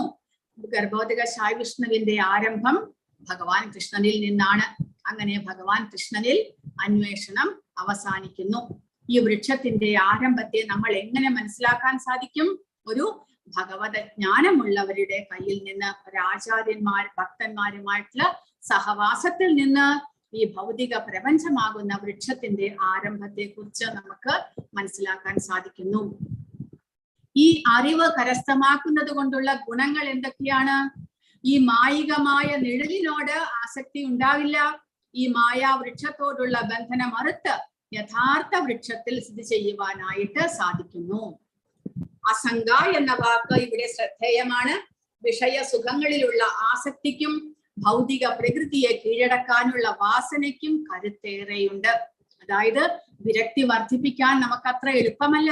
കാരണം ഭൗതിക പ്രകൃതിയുടെ മായ അല്ലെങ്കിൽ വ്യാമോഹം ഭഗവാൻ പറയുന്നത് ദുരത്യയ, നമുക്കതിനെ മറികടക്കാൻ വളരെ പ്രയാസമാണ്. കാരണം അത്രമാത്രം വ്യാമോഹിപ്പിക്കുന്നതാണ് ഈ 3 ഗുണങ്ങൾ. അതുകൊണ്ട് പ്രാമാണിക ഗ്രന്ഥങ്ങളെ മുൻനിർത്തിക്കൊണ്ടുള്ള ആധ്യാത്മിക ശാസ്ത്രത്തെ ചർച്ച ചെയ്തും ജ്ഞാനികളിൽ നിന്ന് കേട്ടും വൈരാഗ്യം ശീലിക്കണം. അതായത് നമ്മുടെ സ്വന്തം പരിശീലനത്താൽ, സ്വന്തം പ്രയത്നത്താൽ ഇത് സാധ്യമല്ല. ഭക്തന്മാരുമായിട്ടുള്ള സഹവാസം, ഭക്തന്മാരിൽ നിന്ന് കേട്ട് നമ്മൾ മനസ്സിലാക്കണം. അങ്ങനെ ഭൗതികതയോടുള്ള വൈരാഗ്യം നമ്മൾ വളർത്തിയെടുക്കണം. അസംഗശസ്ത്രേണ ദൃഢേന ചിത്വ, വേരുറച്ചുയർന്ന ഈ വൃക്ഷത്തെ ദൃഢനിശ്ചയത്തോടെ വിരക്തിയാകുന്ന ആയുധത്താൽ ഛേദിച്ചു കളയണം. എങ്ങനെയാണത്? ജ്ഞാനം നേടിയ ഒരു വ്യക്തിയെ കണ്ടെത്തുക, അങ്ങനെ ഭഗവാനിൽ സ്വയം സമർപ്പിക്കുക. അങ്ങനെ ശാശ്വതമായ ധാമത്തിലേക്ക് നമുക്ക് പോകാൻ സാധിക്കും. ഒരു ആധ്യാത്മിക ജ്ഞാനം ലഭിച്ച ഒരാളിൽ നിന്ന് ഭഗവാനെ എങ്ങനെ പ്രാപിക്കാൻ സാധിക്കും, അതിനുള്ള വഴികൾ എന്തൊക്കെയാണ് എന്ന് മനസ്സിലാക്കി അതെല്ലാം പരിശീലിച്ച് നമ്മൾ ഭൗതികതയോടുള്ള ആസക്തി ഇല്ലാതാക്കണം. അങ്ങനെ പരമപുരുഷന് സ്വയം സമർപ്പിക്കുന്നതിനുള്ള വഴികൾ എന്തൊക്കെയാണ്, അതെങ്ങനെ സാധിക്കും എന്ന് ഭഗവാൻ ഈ ശ്ലോകത്തിലൂടെ പറയുന്നു. നിർമാന മോഹാജിത സംഗദോഷ അധ്യാത്മ നിത്യാവിനിവൃത്തകാമാഹ ദ്വന്ദ്വൈർ വിമുക്താഹ സുഖ ദുഃഖ സജ്ഞൈർ ഗച്ഛന്ത്യ മൂഢാഹ പദമവ്യയം തത്. മിഥ്യാഭിമാനം, മായാമോഹം, ദുസംസർഗം എന്നീ ദോഷങ്ങൾ ഒഴിഞ്ഞ് ഭൗതിക തൃഷ്ണയിൽ പെടാതെ സനാതന തത്വത്തെ അറിഞ്ഞ് സുഖ ദുഃഖാദികളായ ദ്വന്ദ്ങ്ങളിൽ നിന്നും മോചിതരായി വിഭ്രാന്തരാകാതെ പരമപുരുഷന് സ്വയം സമർപ്പിക്കുന്നത് എങ്ങനെ എന്ന് അറിയാവുന്നവർ പരമമായ ശാശ്വത സാമ്രാജ്യം പ്രാപിക്കും. അപ്പോൾ ഭഗവാന്റെ ധാമത്തെ പ്രാപിക്കാനുള്ള വഴിയും കൂടെ ഭഗവാൻ പറയുന്നുണ്ട്. നിർമാനമോഹ, നിർമാണം എന്ന് പറഞ്ഞാൽ മിഥ്യാഭിമാനം, താൻ ഈ ശരീരമാണ് എന്നുള്ള അഭിമാനം നമ്മൾ ഇല്ലാതാക്കുക. നമ്മൾ ശരീരമല്ല, ജീവാത്മാവാണ് എന്നുള്ള അറിവ് കരസ്ഥമാക്കുക. മോഹം, അങ്ങനെ മായാമോഹത്തിൽ നിന്ന്, ശരീരമല്ല എന്ന് പറയുമ്പോൾ ശരീരവുമായിട്ട് ബന്ധപ്പെട്ടിട്ടുള്ള ആ മോഹങ്ങളെല്ലാം നമ്മിൽ നിന്ന് ഒഴിയുന്നു. അങ്ങനെ ആ മോഹത്തിൽ നിന്ന് മോചിതരായി ജിതസംഗദോഷ, ദുസ്സംസർഗം, അതായത് ഭഗവാന്റെ ഭക്തന്മാരല്ലാത്തവരുമായിട്ടുള്ള സംഘമെല്ലാം തന്നെ ഇല്ലാതാക്കുക. അധ്യാത്മനിത്യ, സനാതന തത്വത്തെ, ജീവാത്മാവിനെ കുറിച്ചുള്ള അറിവ് സമ്പാദിച്ചുകൊണ്ട് ദ്വന്ദ്വൈർ വിമുക്താഹ, ശാരീരിക സംബന്ധിയായിട്ടുള്ള സുഖ ദുഃഖങ്ങൾ, ജയപരാജയങ്ങൾ, മാന അപമാനം, ഇഷ്ടം അനിഷ്ടം, അങ്ങനെ ഒരുപാട് ദ്വന്ദ്ങ്ങളുണ്ട് നമുക്ക് ശരീര സംബന്ധിയായിട്ട്. അതിൽ നിന്നെല്ലാം മോചിതമാകുക. അതെല്ലാം ശാരീരികമാണ്. എല്ലാത്തിനെയും മനസ്സിലാക്കിക്കൊണ്ട് നമ്മൾ ഒരു എന്ത് ചെയ്യണം, എല്ലാത്തിനോടും ഒരുപോലെ നമുക്ക് പെരുമാറാനായിട്ട് നമുക്ക് സാധിക്കണം. അങ്ങനെ അതിൽ നിന്നും ദ്വന്ദ്വൈർ വിമുക്താഹ, ദ്വന്ദ്ങ്ങളിൽ നിന്നും മോചിതരായി വിനിവൃത്തകാമാഹ, ഭൗതിക തൃഷ്ണയിൽ പെടാതെ വിഭ്രാന്തരാകാതെ നമ്മൾ ഭഗവാന് സ്വയം സമർപ്പിക്കുന്നത് എങ്ങനെയെന്ന് അറിയണം. അതിനുള്ള വഴി ഒരു ആധ്യാത്മിക ജ്ഞാനം ലഭിച്ച ആചാര്യനിൽ നിന്ന് നമ്മൾ മനസ്സിലാക്കിക്കൊണ്ട് അദ്ദേഹത്തിന്റെ ഉപദേശങ്ങൾ അനുസരിച്ച് നമ്മൾ ഹരേ കൃഷ്ണ മഹാമന്ത്രം ജപിച്ചുകൊണ്ട് ശ്രവണം, കീർത്തനം, സ്മരണം, ഭഗവാനെ കുറിച്ച് നിരന്തരം കേൾക്കുക, ഭഗവാന്റെ നാമസങ്കീർത്തനങ്ങൾ ചെയ്യുക, ഭഗവത് സ്മരണയിലിരിക്കുക. അങ്ങനെ നമുക്ക് ആ ഭഗവാന്റെ സാമ്രാജ്യത്തെ പ്രാപിക്കാൻ കഴിയും എന്നാണ് പറയുന്നത്. അപ്പോൾ ഇവിടെ പ്രഭുപാദ എഴുതിയിരിക്കുന്നു, നിർമാന മോഹ എന്നുള്ളതിന് ആ ദേഹബോധത്തിൽ നമ്മൾ ഒരിക്കലും വിഭ്രാന്തരാകരുത്. കാരണം പ്രകൃതിക്ക് അതീശൻ താനാണ് എന്ന ഗർവം വെച്ച് പുലർത്തുന്ന ബദ്ധജീവന് ഭഗവത് പാദങ്ങളിൽ സ്വയം സമർപ്പിക്കാൻ സാധ്യമല്ല. എല്ലാം ഞാനാണ് ചെയ്യുന്നത്, എല്ലാ കർമ്മങ്ങൾക്കും അധികാരി ഞാനാണ്. അതുകൊണ്ട് ആ കർമ്മഫലങ്ങളെല്ലാം അനുഭവിക്കാനുള്ള ഉടമസ്ഥനും ഞാനാണ്. ഉടമസ്ഥാവകാശ ബോധവും മിഥ്യ അഹംഭാവവും, ഞാൻ എന്നുള്ള അഹംഭാവം, എല്ലാത്തിന്റെയും ഉടമസ്ഥൻ ഞാനാണ് എന്നുള്ള മിഥ്യ അഹംഭാവം, കൂടാതെ എല്ലാവരും എന്നെ ബഹുമാനിക്കണം എന്നുള്ള മോഹം, ഇതെല്ലാമാണ് നമ്മളെ ഇവിടെ ബന്ധനത്തിലാക്കുന്നത്. അതിൽ നിന്നെല്ലാം നമ്മൾ മോചിതരാകണം എന്നാണ് ഭഗവാൻ പറയുന്നത്. എന്നിട്ട് ഭഗവാൻ പറയുന്നത് ഭഗവാന്റെ ധാമത്തെ കുറിച്ച്, എന്റെ ധാമത്തെ പ്രാപിക്കാൻ കഴിയും. അങ്ങനെയാണെങ്കിൽ ഭഗവാന്റെ ധാമത്തിന് എന്താണ് വിശേഷമായിട്ടുള്ളത്? ഭൗതിക പ്രപഞ്ചവും ഭഗവാന്റെ ധാമവും തമ്മിലുള്ള വ്യത്യാസങ്ങൾ എന്തൊക്കെയാണ് എന്ന് ഭഗവാൻ പറഞ്ഞു തരുന്നു. ന തദ്ഭാസയതേ സൂര്യോ ന ശശാങ്കോ ന പാവകഃ യദ്ഗത്വാ ന നിവർത്തന്തേ തദ്ധാമ പരമം മമ. പരമമായ എന്റെ ആവാസ സ്ഥാനത്ത് സൂര്യചന്ദ്രന്മാരോ അഗ്നിയോ വൈദ്യുതിയോ വെളിച്ചം വീശുന്നില്ല. അവിടെ ചെന്നെത്തിയവർ ഒരിക്കലും ഭൗതിക ലോകത്തിലേക്ക് തിരിച്ചു വരില്ല. അപ്പോൾ ഭഗവാന്റെ ധാമം എന്നുള്ളത് സ്വയം പ്രകാശിതങ്ങളായിട്ടുള്ള വൈകുണ്ഠ ലോകങ്ങളാണ്. അത് ശാശ്വതമാണ്. അവിടെ ഒരിക്കൽ നമ്മൾ ചെന്നെത്തിയാൽ പിന്നീട് ഒരിക്കലും തിരിച്ചു വരേണ്ടതായിട്ടില്ല. അപ്പോൾ ആ ധാമത്തിലേക്കാണ് ഭഗവാൻ നമ്മളെ വിളിക്കുന്നത്. അവിടെ സൂര്യചന്ദ്രന്മാർ ആവശ്യമില്ല, അഗ്നി ആവശ്യമില്ല, വൈദ്യുതി ആവശ്യമില്ല. പിന്നെയോ സ്വയം പ്രകാശിതങ്ങളാണ്. ഭഗവാന്റെ ശരീരത്തിന്റെ ബ്രഹ്മജ്യോതി ആ ആധ്യാത്മിക ലോകമെമ്പാടും വെളിച്ചം പരത്തുന്നു.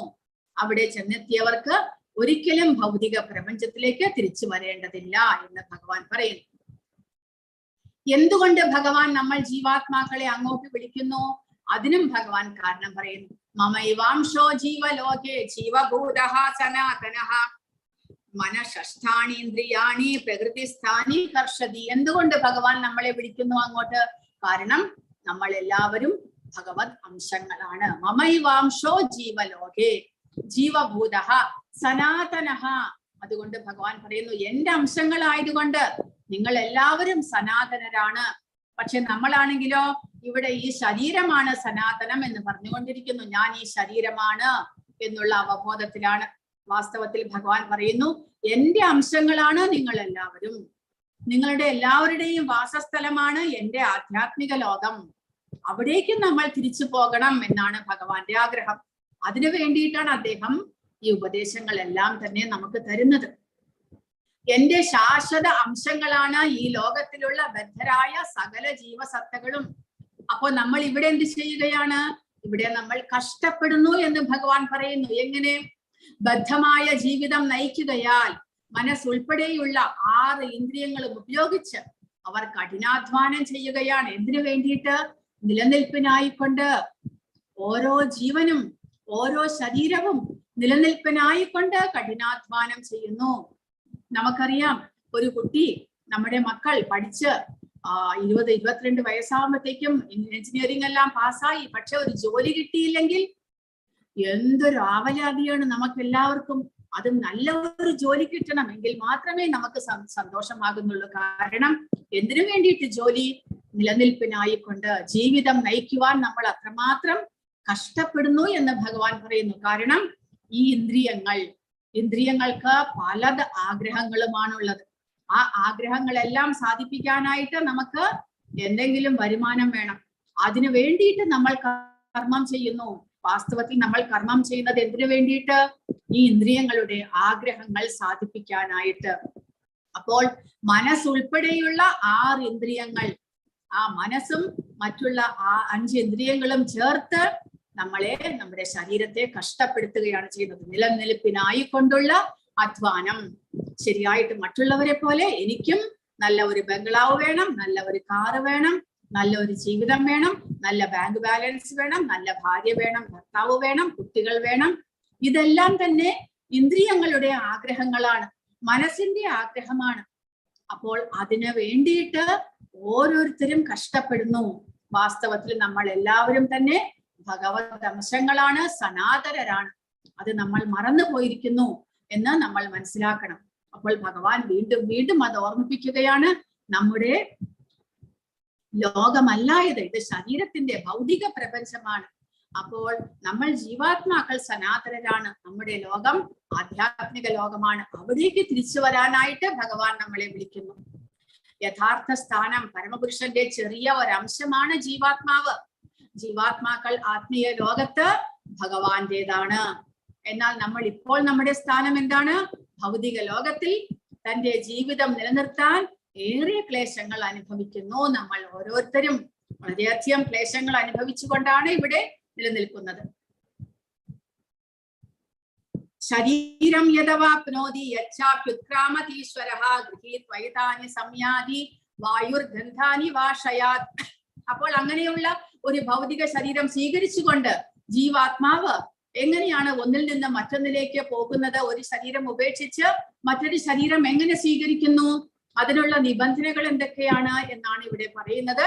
ഭൗതിക ലോകത്തിലെ ജീവസത്ത കാറ്റ് ഗന്ധങ്ങളെ എന്ന പോലെ ജീവിത സങ്കല്പങ്ങളെ ഒരു ശരീരത്തിൽ നിന്ന് മറ്റൊന്നിലേക്ക് കൊണ്ടുപോകുന്നു. അങ്ങനെ ഒരു തരത്തിലുള്ള ശരീരം ഉപേക്ഷിച്ച് മറ്റൊരു തരത്തിലുള്ള ശരീരം സ്വീകരിക്കുന്നു. അപ്പോൾ മരണം സംഭവിക്കുമ്പോൾ നമ്മൾ പുറമേ കാണുന്ന ഈ ഭൗതിക ശരീരം മാത്രമാണ് ഇല്ലാതാകുന്നത്. അകത്തുള്ള സൂക്ഷ്മ ശരീരം, മനസ്സ്, ബുദ്ധി, മിഥ്യ, അഹങ്കാരം ഇവ ചേർന്നിട്ടുള്ള ഒരു സൂക്ഷ്മ ശരീരം അകത്തുണ്ട്. ആ സൂക്ഷ്മ ശരീരം ജീവാത്മാവിനോടൊപ്പം അടുത്ത ശരീരത്തിലേക്കും പോകുന്നു. കാരണം മനസ്സിലാണ് നമ്മൾ പല ആഗ്രഹങ്ങളും ചേർത്ത് വെച്ചിരിക്കുന്നത്. അതാണ് ജീവിത സങ്കല്പങ്ങൾ എന്ന് പറയുന്നത്. അപ്പോൾ മനസ്സിലുള്ള ആ ആഗ്രഹങ്ങളാണ് അടുത്ത ജന്മത്തിൽ ആ ആഗ്രഹങ്ങളെ സാധിപ്പിക്കാനായിട്ട് ജീവാത്മാവ് പ്രയത്നങ്ങൾ ചെയ്യുന്നത്. അപ്പോൾ ഭൗതിക ശരീരം ഇല്ലാതാകുന്നു. അതിനോടൊപ്പം ജീവാത്മാവ് ഈ മനസ്സ്, ബുദ്ധി, മിഥ്യ, അഹങ്കാരം എന്നിങ്ങനെയുള്ള ആ സൂക്ഷ്മ ശരീരവും വഹിച്ചുകൊണ്ട് എങ്ങനെ കാറ്റ് ഒരു ദിക്കിൽ നിന്ന് വേറൊന്നിലേക്ക് പോകുമ്പോൾ ആ പോകുന്ന വഴിയിലുള്ള ഗന്ധങ്ങൾ എന്തൊക്കെയായാലും അതിനെയും വഹിച്ചുകൊണ്ട് പോകുന്നു. ദുർഗന്ധമായാലും സുഗന്ധമായാലും. അതുപോലെ പാപ പുണ്യ കർമ്മങ്ങളുടെ ശേഖരങ്ങളെ എല്ലാം വഹിച്ചുകൊണ്ട് ജീവാത്മാവ് പോകുകയാണ് ചെയ്യുന്നത്. അങ്ങനെ ഒരു ശരീരം ഉപേക്ഷിച്ച് മറ്റൊന്ന് സ്വീകരിക്കുന്നു. ശരീരമാറ്റത്തിന്റെ പ്രക്രിയയാണത്. മരണസമയത്ത് താൻ സ്വയം വളർത്തിയെടുത്ത ബോധമാണ് ഇനി എടുക്കാൻ പോകുന്ന ദേഹം എന്ത് എന്ന് തീരുമാനിക്കുന്നത്. അതും 8ാമത്തെ അധ്യായത്തിൽ ഭഗവാൻ പറഞ്ഞിരിക്കുന്നു. യം യം വാപി സ്മരൻ ഭാവം ത്യജത്യന്തേ കളേവരം തം തമേ വൈദി കൗന്ദേയ സദാസദ്ഭാവ ഭാവിതഃ. മരണവേളയിൽ എന്താണോ ഒരാൾ ചിന്തിക്കുന്നത്, എന്താഗ്രഹമാണോ മനസ്സിലുള്ളത്, അതിനനുസരിച്ചുള്ള ഒരു ശരീരം അടുത്ത ജന്മത്തിൽ ലഭിക്കുന്നു. അതായത് കാറ്റ് ഗന്ധങ്ങളെ കൊണ്ടുപോകുന്നത് പോലെ ആ ജീവാത്മാവിൽ എന്തെല്ലാം ആഗ്രഹങ്ങൾ ബാക്കി ഉണ്ടായിരുന്നോ, എന്തെല്ലാം കർമ്മങ്ങൾ ശേഖരിച്ചു വെച്ചിട്ടുണ്ടോ, അതെല്ലാം പുതിയ ശരീരത്തിനുള്ള ഉപാധികളാകുന്നു. ഇപ്രകാരം മറ്റൊരു സ്ഥൂല ശരീരം കൈക്കൊള്ളുന്ന ജീവസത്ത മനസ്സിനിണങ്ങിയ 5 ഇന്ദ്രിയങ്ങൾ കണ്ണ്, ചെവി, നാവ്, മൂക്ക്, ത്വക്ക് എന്നിവ സ്വീകരിക്കുന്നു. അതായത് അടുത്ത ശരീരത്തിൽ തന്റെ ആഗ്രഹങ്ങളെ സാധിപ്പിക്കാനായിട്ട് ഏതെല്ലാം വിധത്തിലുള്ള ഇന്ദ്രിയങ്ങളാണോ വേണ്ടത്, അതായത് മനുഷ്യന്റെ ശരീരമായിരിക്കില്ല ചിലപ്പോൾ ഒരു വേറെ ഏതെങ്കിലും ആഗ്രഹത്താൽ, വേറെ ഇപ്പോൾ നമ്മൾ പറഞ്ഞതുപോലെ ഒരാൾ വളരെയധികം നീന്തലിന് ആഗ്രഹമുള്ള ഒരാളാണെങ്കിൽ അയാൾക്ക് ഒരു ജലജീവിയായിട്ട് ജനിക്കാനുള്ള ഒരു യോഗം ഉണ്ടാകുന്നു. കാരണം എപ്പോഴും നീന്തിക്കൊണ്ടിരിക്കാൻ സാധിക്കും. അപ്പോൾ അതിനിണങ്ങിയ തന്റെ ആഗ്രഹത്തിനെ സാധിപ്പിക്കാൻ ഇണങ്ങുന്ന ഇന്ദ്രിയങ്ങളെ, ജലജീവിയായിട്ടുള്ള ഒരു ജീവന് ജലത്തിനുള്ളിലും ശ്വസിക്കാൻ സാധിക്കണം. അതിനിണങ്ങിയ ഒരു ഇന്ദ്രിയങ്ങൾ കണ്ണ്, മൂക്ക്, നാവ്, ത്വക്ക് മുതലായവ ലഭിക്കുന്നു. ആ ഇന്ദ്രിയങ്ങൾ ഉപയോഗിച്ച് ആ ജീവാത്മാവ് സന്തോഷിക്കുകയാണ് എന്നാണ് വിചാരിക്കുന്നത്. അങ്ങനെ അതിനനുസരിച്ചുള്ള ഇന്ദ്രിയങ്ങളെ ഉപയോഗിച്ച് പുതിയ ഇന്ദ്രിയ വിഷയങ്ങളെ ആസ്വദിക്കുന്നു എന്നാണ് ഇവിടെ ഭഗവാൻ പറയുന്നത്. അവയിലൂടെ ഒരു കൂട്ടം ഇന്ദ്രിയ വിഷയങ്ങളെ ആസ്വദിക്കുകയും ചെയ്യുന്നു. അങ്ങനെ വളരെയധികം നമ്മുടെ ആഗ്രഹങ്ങൾ, പല വിധത്തിലുള്ള ആഗ്രഹങ്ങൾ ഉണ്ടാകും. കണ്ണിനും, മൂക്കിനും, നാവിനും, ത്വക്കിനുമെല്ലാം അതിനനുസരിച്ചുള്ള പ്രത്യേക ഇന്ദ്രിയങ്ങൾ ലഭിക്കുന്നു. ആ ഇന്ദ്രിയങ്ങളിലൂടെ ഒരു കൂട്ടം ഇന്ദ്രിയ വിഷയങ്ങളെ ജീവാത്മാവ് ആസ്വദിക്കുകയും ചെയ്യുന്നു. അങ്ങനെ ഭഗവാൻ പറയുന്നത് ഇതെല്ലാം നമുക്ക് മനസ്സിലാകണം എന്നുണ്ടെങ്കിൽ നമുക്ക് ആത്മീയമായിട്ടുള്ള ജ്ഞാനം അത്യാവശ്യമാണ്. 13ാമത്തെ അധ്യായത്തിൽ ഭഗവാൻ പറഞ്ഞു, ജ്ഞാനദൃഷ്ടിയോടുകൂടി കാണുക. എങ്ങനെ ജീവാത്മാവ് ഒരു ശരീരം വിട്ട് മറ്റൊന്നിലേക്ക് പ്രവേശിക്കുന്നു, അങ്ങനെ ഒരു പുതിയ ശരീരത്തിലേക്ക് പ്രവേശിക്കുമ്പോൾ നിലനിൽപ്പിനായിക്കൊണ്ട് ആ ശരീരം എങ്ങനെ കഠിന പ്രയത്നം നടത്തുന്നു, ഇതെല്ലാം തന്നെ ആത്മീയമായ ജ്ഞാനം ഉൾക്കൊണ്ടു കഴിഞ്ഞാൽ മാത്രമേ നമുക്ക് എല്ലാം മനസ്സിലാക്കാനായിട്ട് സാധിക്കുന്നുള്ളൂ. ഉത്ക്രാമന്തം സ്ഥിതം വാപി ഭുഞ്ചാനം വാ ഗുണാന്വിതം വിമൂഢാനാനു പശ്യന്തി ജ്ഞാനചക്ഷുഷഃ. ജീവാത്മാവ് എങ്ങനെ ഈ ശരീരം വിട്ടു പോകുന്നുവെന്നോ, ഗുണങ്ങളുടെ ആകർഷണത്തിന് വഴിപ്പെട്ട് ഏതു തരം ശരീരത്തെയാണ് സ്വീകരിച്ച് അനുഭവിക്കുന്നത് എന്നോ മൂഢന്മാർക്ക് അറിയാൻ വയ്യ. ജ്ഞാനത്തിന്റെ അകക്കണ്ണ് തെളിഞ്ഞവർക്ക് ഇതെല്ലാം പ്രത്യക്ഷമാകുന്നു. അപ്പോൾ ഒരു ശരീരം ഉപേക്ഷിച്ച് നമ്മൾ മറ്റൊന്നിലേക്ക് പോകുന്നതിന്റെ കാരണങ്ങൾ എന്തൊക്കെയാണ്? കഴിഞ്ഞ ജന്മങ്ങളിൽ ചെയ്തിട്ടുള്ള കർമ്മങ്ങൾ, ആ കർമ്മത്തിന്റെ ഫലം അനുഭവിക്കാൻ പ്രത്യേകമായ ശരീരം ലഭിക്കുന്നു. കൂടാതെ ജീവാത്മാവിന് ഉണ്ടായിട്ടുള്ള അനേകം ആഗ്രഹങ്ങൾ, ഏതെല്ലാം ആഗ്രഹങ്ങൾ സാധിപ്പിക്കാനുണ്ടോ അതിനനുസരിച്ചുള്ള പുതിയ ശരീരം ലഭിക്കുന്നു. കൂടാതെ മനസ്സും ഇന്ദ്രിയങ്ങളും എല്ലാം ഉപയോഗിച്ചുകൊണ്ട് ആ പുതിയ ശരീരത്തിൽ ജീവാത്മാവ് പ്രയത്നങ്ങൾ ചെയ്യുന്നു. എന്തിനു വേണ്ടിയിട്ട്? നിലനിൽപ്പിനായിക്കൊണ്ട്. അങ്ങനെ പുതിയ ശരീരത്തിൽ ജീവാത്മാവ് കഷ്ടപ്പെടുകയാണോ സുഖം അനുഭവിക്കുകയാണോ, എന്താണ് ചെയ്യുന്നത് എന്ന് ജ്ഞാനത്തിന്റെ ദൃഷ്ടിയുള്ളവർക്ക് പ്രത്യേകം കാണാൻ സാധിക്കുന്നു. സാധാരണ ജീവൻ നമ്മൾ എന്ത് വിചാരിക്കുന്നു? ഇതെല്ലാം തന്നെ ഭൗതിക പ്രകൃതിയിലെ മൃഗങ്ങളാണ്, പക്ഷികളാണ്, ജീവജന്തുക്കളാണ്, ജലജന്തുക്കളാണ്, മനുഷ്യരാണ്. പക്ഷെ ഇതെല്ലാം തന്നെ ഇങ്ങനെ അനേകം ശരീരങ്ങൾ ഉണ്ടാകുന്നതിന്റെ കാരണം എന്താണ്? പുറകിലെ കാരണം ജീവാത്മാവിന്റെ തൃഷ്ണ, ഇന്ദ്രിയ സുഖഭോഗങ്ങൾ അനുഭവിക്കാനുള്ള ആഗ്രഹം. പല പല ആഗ്രഹങ്ങൾ മൂലം പല പല കർമ്മങ്ങൾ ചെയ്യുന്നു. ആ കർമ്മത്തിന്റെ ഫലം അനുഭവിക്കാൻ പല പല ശരീരങ്ങൾ എടുക്കുകയാണ് ചെയ്യുന്നത്. എല്ലാ ശരീരങ്ങളുടെ ഉള്ളിലുമുള്ളത് പ്രത്യേക ജീവാത്മാക്കളാണ്. അപ്പോൾ ആ ഓരോ ജീവാത്മാവിന്റെയും കർമ്മഫലം അനുസരിച്ച് പാപകർമ്മങ്ങൾ ചെയ്യുന്നത് മൂലം അധമ ശരീരം, മൃഗങ്ങളായിട്ടോ പക്ഷികളായിട്ടോ ഇഴജന്തുക്കളായിട്ടെല്ലാം ജനിക്കേണ്ടി വരുന്നു. പുണ്യകർമ്മങ്ങൾ ചെയ്താൽ ദൈവികമായ ശരീരം ലഭിക്കുന്നു. എന്നാൽ കാമ്യകർമ്മങ്ങൾ ഇനിയും സകാമ കർമ്മം ചെയ്ത് സ്വയം ഇന്ദ്രിയ സുഖഭോഗം അനുഭവിക്കണമെന്ന് വരുമ്പോൾ മനുഷ്യനായിട്ട് വീണ്ടും ജനിക്കുന്നു കർമ്മം ചെയ്യാൻ. അപ്പോൾ ഇതെല്ലാം കാണാൻ സാധിക്കണമെന്നുണ്ടെങ്കിൽ നമുക്ക് ഈ ആധ്യാത്മിക ജ്ഞാനം നമ്മിൽ വളരണം. അതിനുവേണ്ടി നമ്മൾ വായിക്കണം, മനസ്സിലാക്കണം. അങ്ങനെ ഭഗവാന്റെ ഉപദേശങ്ങളെ നമ്മൾ മനസ്സിലാക്കിയാൽ നമുക്ക് എങ്ങനെയാണ് ഇവിടെ സൃഷ്ടി, സ്ഥിതി, സംഹാരം എല്ലാം നടക്കുന്നത് എന്ന് മനസ്സിലാക്കാൻ സാധിക്കുന്നു. ആത്മസാക്ഷാത്കാരം ലഭിച്ച എപ്പോഴും യത്നിച്ചുകൊണ്ടേയിരിക്കുന്ന അതീന്ദ്രിയവാദികൾക്ക് ഇതെല്ലാം വ്യക്തമായി കാണാൻ കഴിയും. അപ്പോൾ ആത്മജ്ഞാനം ലഭിക്കുന്ന അജ്ഞാനികൾക്ക്, പ്രഭുപാദരെ പോലുള്ളവർക്ക്, ചൈതന്യ മഹാപ്രഭുവിനെ പോലുള്ള അങ്ങനെയുള്ള ആചാര്യന്മാർക്ക് ഇതെല്ലാം വ്യക്തമായിട്ട് കാണാൻ കഴിയുന്നു. അതുകൊണ്ടാണ് ഭഗവാൻ പറയുന്നത് അവരിൽ നിന്ന് ഉപദേശം സ്വീകരിക്കുക, അവരുടെ മാർഗനിർദ്ദേശം അനുസരിച്ച് നമ്മൾ പ്രവർത്തിക്കുക. അങ്ങനെ നമുക്കും ആ ജ്ഞാനം കരസ്ഥമാക്കാൻ സാധിക്കും. മനോവികാസം പ്രാപിക്കാത്തവർക്കും ആത്മസാക്ഷാത്കാരം ലഭിക്കാത്തവർക്കും ശ്രമിച്ചാലും എന്താണ് സംഭവിക്കുന്നത് എന്ന് കാണാൻ കഴിയില്ല. അങ്ങനെ ഇനി അടുത്തത് ഭഗവാൻ പറയുന്നത്, ഇതിന്റെ തന്നെ എക്സ്പ്ലനേഷൻ ആണ് പറഞ്ഞിട്ടുള്ളത്. വിജ്ഞാനത്തിൽ പരിശീലനം ലഭിക്കാത്തവരുടെ ഫലം അജ്ഞതയാണ്. അതായത് ജ്ഞാനം ലഭിച്ചു കഴിഞ്ഞാൽ ജ്ഞാനം ലഭിക്കാൻ വേണ്ടിയിട്ട് നമ്മൾ എന്തെല്ലാം പരിശീലനങ്ങൾ നടത്തണം, അതാണ് ഭഗവാൻ ഇതുവരെയുള്ള അധ്യായങ്ങളിൽ പറഞ്ഞത്. 10, 11 വരെയുള്ള അധ്യായങ്ങളിൽ ഭഗവാൻ പറഞ്ഞു എങ്ങനെ ഭക്തിയിലേക്ക് നമ്മൾ ഉയരണം, അതിനുവേണ്ടി നമ്മൾ എന്തെല്ലാം പരിശീലിക്കണം. അതാണ് വിജ്ഞാനം. അപ്പോൾ ആ വിജ്ഞാനത്തിലൂടെ നമ്മൾ പരിശീലനത്തിലൂടെ ജ്ഞാനം കരസ്ഥമാക്കണം.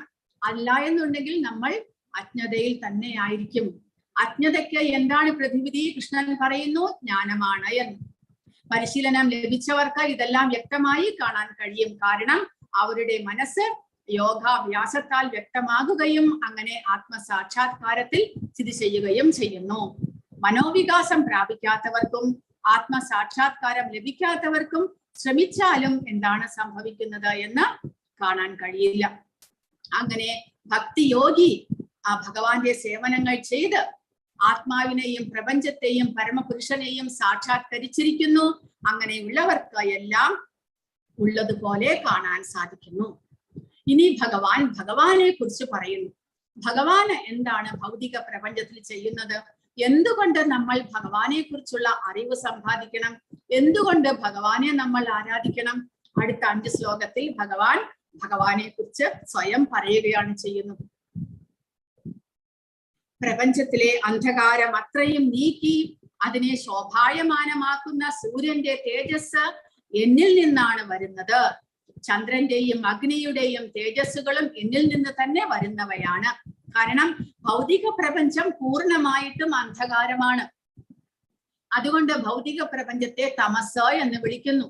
ആധ്യാത്മിക ലോകത്തിന്റെ ഒരു ഭാഗമാണ് ഭൗതിക പ്രപഞ്ചമെങ്കിലും ഭൗതിക പ്രപഞ്ചത്തിന് ഒരു 5 ആവരണങ്ങളുണ്ട്. അതായത് പഞ്ചഭൂതങ്ങളാൽ നിർമ്മിതമായിട്ടുള്ള ആ ആവരണങ്ങൾ കാരണം ആധ്യാത്മിക ലോകത്തിന്റെ പ്രകാശം ഭൗതിക പ്രപഞ്ചത്തിലേക്ക് കടക്കുന്നില്ല. അതുകൊണ്ട് ഭൗതിക പ്രപഞ്ചം എന്നെന്നും അന്ധകാരത്തിലാണ്. അതുകൊണ്ട് ഇവിടെ പ്രകാശത്തിന് സൂര്യനെയും ചന്ദ്രനെയും വൈദ്യുതിയെയും എല്ലാം ആശ്രയിക്കേണ്ടതായിട്ട് വരുന്നു. എന്നാൽ ആധ്യാത്മിക ലോകം സ്വയം പ്രകാശിതങ്ങളാണ്. പക്ഷെ എങ്കിലും ഭഗവാൻ പറയുന്നു, ആ സൂര്യന്റെയും ചന്ദ്രന്റെയും പ്രകാശം ഭഗവാനിൽ നിന്ന് തന്നെയാണ് വന്നിരിക്കുന്നത്, അല്ലാതെ സ്വയം പ്രകാശിതങ്ങളല്ല സൂര്യചന്ദ്രന്മാർ. ഭഗവാന്റെ തേജസ്സിൽ നിന്ന് സൂര്യനും ചന്ദ്രനും പ്രകാശം ലഭിച്ചിരിക്കുന്നു. അപ്പോൾ അതിന്റെ കാരണവും ഭഗവാനാണ്. പിന്നീട് ഭഗവാൻ പറയുന്നത്, ഞാൻ ഓരോ ഗ്രഹത്തിലും ഉൾപ്പൂകി അവയെ എന്റെ ശക്തി കൊണ്ട് ഭ്രമണപഥത്തിൽ നിലനിർത്തുന്നു. ഞാൻ തന്നെ ചന്ദ്രനായി തീർന്ന എല്ലാ സസ്യങ്ങൾക്കും ജീവരസം പകരുന്നു. അതായത് ഭഗവാന്റെ ശക്തിയാൽ ഈ ഗ്രഹങ്ങളെല്ലാം തന്നെ ഭ്രമണപഥത്തിൽ നിൽക്കുന്നത്, അന്തരീക്ഷത്തിൽ താഴെ വീഴാതെ അവയെ നിലനിർത്തുന്നത് ഭഗവാന്റെ ശക്തിയാണ്. ഭഗവാൻ പരമപുരുഷനായിട്ട്, പരമാത്മാവായിട്ട്, സൂപ്പർ സോളായിട്ട് ഈ ഭൗതിക പ്രപഞ്ചത്തിൽ നിലനിൽക്കുന്നത് കൊണ്ട് ഈ ഗ്രഹങ്ങളെല്ലാം തന്നെ അവയുടെ ഭ്രമണപഥത്തിൽ ചാഞ്ചല്യമില്ലാതെ സഞ്ചരിക്കുന്നു. അതും ഭഗവാന്റെ ശക്തി എന്ന് പറയുന്നത് അതുകൊണ്ടാണ്. ഗ്രഹങ്ങളെല്ലാം ശൂന്യാകാശത്തിൽ ഒഴുകി നടക്കുന്നത് ഭഗവാന്റെ പരമശക്തി അന്തർഭവിച്ചിട്ടുള്ളത് കൊണ്ടാണ്. വായുവിൽ നീന്തി നടക്കുന്ന ഈ ഗ്രഹങ്ങളും വിശ്വരൂപിയായ ഭഗവാന്റെ മുഷ്ടിക്കകത്താണ്. സർവചരാചരങ്ങളും സ്വസ്ഥാനങ്ങളിൽ നിലനിൽപ്പ് സ്ഥിതി ചെയ്യുന്നത് ഭഗവാന്റെ ശക്തിയാലും പ്രഭാവത്താലുമാണ് എന്ന് മനസ്സിലാക്കണം. നമ്മൾ പറയും ഗ്രാവിറ്റി കൊണ്ടാണ് ഒന്നും താഴേക്ക് വീഴാത്തത്. ആ ഗ്രാവിറ്റി എന്ന് പറയുന്നത് ഭഗവാന്റെ ശക്തിയാണ് എന്ന് മനസ്സിലാക്കണം. ഭഗവാന്റെ ഇച്ഛയ്ക്കനുസരിച്ചാണ് ഈ പ്രപഞ്ചത്തിൽ എല്ലാം തന്നെ നടക്കുന്നത്.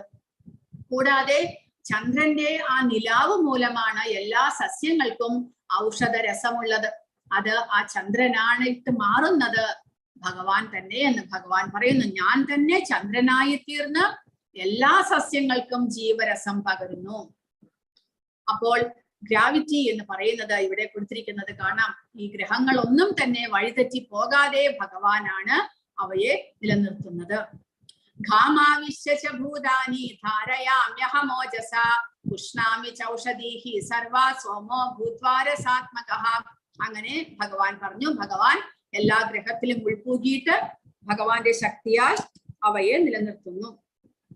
ഇനി അടുത്തത്, നമ്മുടെ ശരീരത്തിൽ ഭഗവാൻ എങ്ങനെയാണ് പ്രവർത്തിക്കുന്നത്? അഹം വൈശ്വാനരോ ഭൂത്വാ പ്രാണിനാം ദേഹമാശ്രിതഃ പ്രാണാപാന സമായുക്തഃ പചാമ്യന്നം ചതുർവിശം. സകല ജീവികളിലുമുള്ള ദഹനാഗ്നിയാണ് ഞാൻ. ഉൾക്കൊള്ളുന്നതും പുറത്ത് തള്ളുന്നതുമായ പ്രാണവായുവിനോട് ചേർന്ന് 4 വിധത്തിലുള്ള ആഹാരങ്ങളെയും ഭഗവാൻ ദഹിപ്പിക്കുന്നു. അപ്പോൾ വൈശ്വാനരൻ എന്ന് പറയുന്ന ഒരു അഗ്നി നമ്മുടെ വയറ്റിലുണ്ട്. ആ അഗ്നിയാണ് നമ്മൾ കഴിക്കുന്ന ആഹാരങ്ങളെല്ലാം തന്നെ ദഹിപ്പിക്കുന്നത്. പ്രാണൻ, അപാനൻ, വ്യാനൻ, സപാനൻ എന്നുള്ള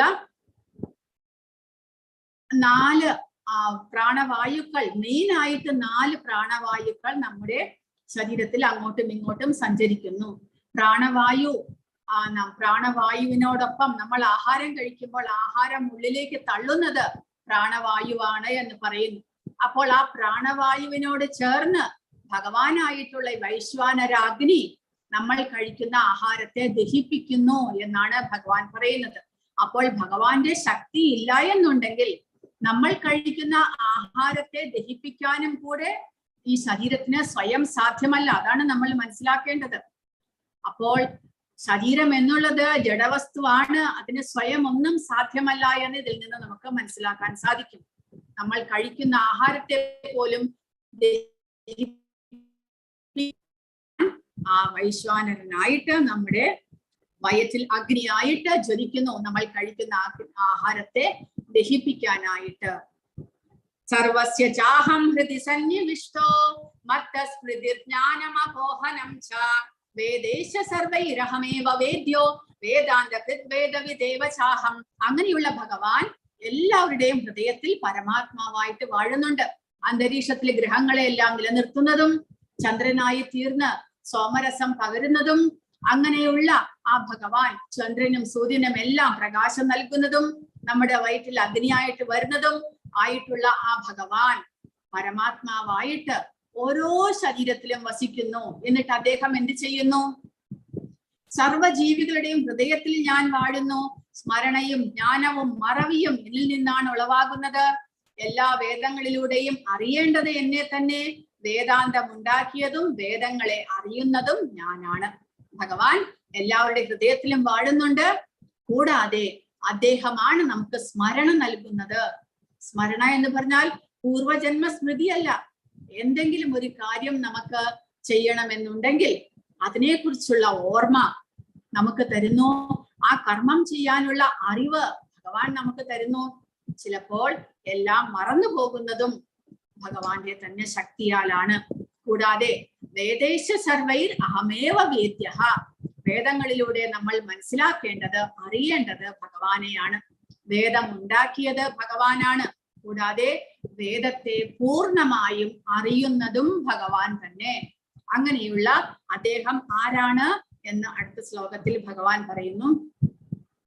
അങ്ങനെ ഭൗതിക ലോകത്തെ ഭഗവാൻ ഇങ്ങനെ പല വിധത്തിലും പരിപാലിക്കുന്നതായിട്ട് നമുക്ക് കാണാൻ സാധിക്കും. അതായത് ആദ്യം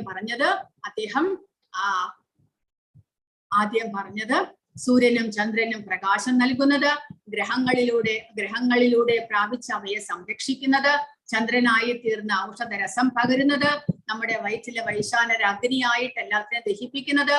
ഇപ്പോൾ പറയുന്നു ഓരോ ജീവജാലങ്ങൾക്കും സ്മരണയും ഓർമ്മശക്തിയും അറിവും നൽകുന്നതും ഭഗവാനാണ്. അങ്ങനെയുള്ള ആ ഭഗവാൻ അദ്ദേഹം പുരുഷോത്തമനാണ്. ഭൗതിക ലോകത്തെ പൂർണ്ണമായിട്ടും പരിപാലിക്കുന്ന ആ ഭഗവാൻ, അദ്ദേഹത്തെ എങ്ങനെ നമ്മൾ മനസ്സിലാക്കണം, എങ്ങനെ അറിയാൻ സാധിക്കും എന്ന് അടുത്ത ശ്ലോകത്തിൽ ഭഗവാൻ പറയും.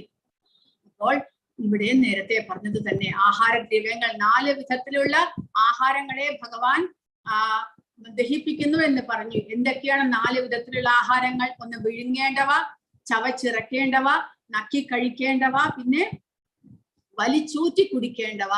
അങ്ങനെയുള്ള 4 വിധത്തിലുള്ള ആഹാരങ്ങളാണ് നമ്മൾ കഴിക്കുന്നത്. ആ 4 വിധത്തിലുള്ള ആഹാരങ്ങളെ ദഹിപ്പിക്കുന്നത് വൈശ്വാനരൻ എന്നുള്ള അഗ്നിയാണ് എന്നാണ് ഭഗവാൻ പറയുന്നത്. ഇനി അങ്ങനെയുള്ള ഭഗവാൻ എങ്ങനെയാണ് എല്ലാ ജീവജാലങ്ങളെയും സംരക്ഷിക്കുന്നത്? ഭഗവാൻ പറയുന്നു, ഈ ലോകത്തിൽ 2 വിധത്തിലുള്ള പുരുഷന്മാരുണ്ട്. ദ്വാവിമൗ പുരുഷൗ ലോകേ ക്ഷരശ്ചാക്ഷര ഏവച ക്ഷരഃ സർവാണി ഭൂതാനി കൂടസ്ഥോക്ഷര ഉച്യതേ. പുരുഷന്മാർ 2 വിധമാണ്. ഒന്ന് തെറ്റുപറ്റാവുന്നവരും മറ്റവർക്ക് തെറ്റുപറ്റാത്തവരും. ഭൗതിക ലോകത്തിലെ ജീവാത്മാക്കളെല്ലാം തെറ്റുപറ്റാവുന്നവരാകുന്നു. ആധ്യാത്മിക ലോകത്തിലുള്ള ജീവാത്മാക്കൾക്ക് തെറ്റുപറ്റുകയില്ല. കാരണം എന്താണ്? ഭൗതിക ലോകത്തിലുള്ള ജീവാത്മാക്കൾ തങ്ങളുടെ സ്വന്തം അസ്ഥിതിയിലല്ല നിൽക്കുന്നത്. ആധ്യാത്മിക ലോകത്തിലുള്ള ജീവാത്മാക്കൾ അവരവരുടെ ആധ്യാത്മികമായ ശരീരത്തിലും ആധ്യാത്മികമായ സ്ഥിതിയിലുമാണ് നിൽക്കുന്നത്. ഭൗതിക ലോകത്തിലോ നമ്മൾ ശരീരബോധത്തിലാണ്. നമ്മൾ ജീവാത്മാക്കളാണ് എന്നുള്ള അവബോധം നമുക്കില്ല. മലിനമാക്കപ്പെട്ട അവബോധത്തിലായതുകൊണ്ട് എന്ത് ചെയ്യുന്നു? 3 ഗുണങ്ങളുടെ പ്രഭാവത്താൽ പ്രവർത്തിക്കുന്നത് കൊണ്ട് നമുക്ക് തെറ്റുപറ്റുന്നു. എന്നാൽ ആധ്യാത്മിക ലോകത്തിലുള്ള ജീവാത്മാക്കളെ ഗുണങ്ങളൊന്നും തന്നെ ബാധിക്കുന്നില്ല. അവർ സ്വന്തം ആത്മീയ സ്ഥിതിയിലാണ്. അതുകൊണ്ട് അവർക്ക് തെറ്റുപറ്റുന്നില്ല എന്ന് ഭഗവാൻ. പക്ഷേ അങ്ങനെയുള്ള 2 വിധത്തിലുള്ള പുരുഷന്മാരുണ്ട് എന്നാണ് ഭഗവാൻ പറയുന്നത്. അങ്ങനെയുള്ള 2 വിധത്തിലുള്ള പുരുഷന്മാരെ കൂടാതെ 3ാമതൊരാളുണ്ട്. അതാരാണ്? ഉത്തമഃ പുരുഷസ്ത്വന്യഃ പരമാത്മേത്യുദാഹൃതഃ യോ ലോകത്രയമാവിശ്യ ബിഭർത്തവ്യയ ഈശ്വരഃ. ഇവരെ കൂടാതെ വേറൊരാൾ കൂടിയുണ്ട്. ആരാണത്? പരമപുരുഷനായ പരമാത്മാവ് എന്നറിയപ്പെടുന്ന അവ്യയനായ ഭഗവാനുണ്ട്. അദ്ദേഹം 3 ലോകങ്ങളിലും അന്തർഗതനായി ഇവരെ രണ്ടുപേരെയും പുലർത്തിപ്പോരുന്നു. തെറ്റുപറ്റുന്നവരും തെറ്റുപറ്റാത്തവരുമായിട്ടുള്ള 2 വിധത്തിലുള്ള പുരുഷന്മാർ, അതായത് ജീവാത്മാക്കളുണ്ട്. 2 വിധത്തിലുള്ള ആ 2 വിധത്തിലുള്ള ജീവാത്മാക്കളെയും സംരക്ഷിക്കുന്നത്, പരിപാലിക്കുന്നത് ഉത്തമ പുരുഷനായിട്ടുള്ള ആ പരമാത്മാവാണ് എന്നാണ് ഭഗവാൻ പറയുന്നത്. ബദ്ധരും മുക്തരുമായ ജീവാത്മാക്കൾ സംഖ്യാതീതരാണ്. അവർക്ക് ഉപരിയാണ് പരമാത്മാവായ പരമപുരുഷൻ എന്ന് ഈ കൃതികൾ സ്പഷ്ടമാക്കുന്നു.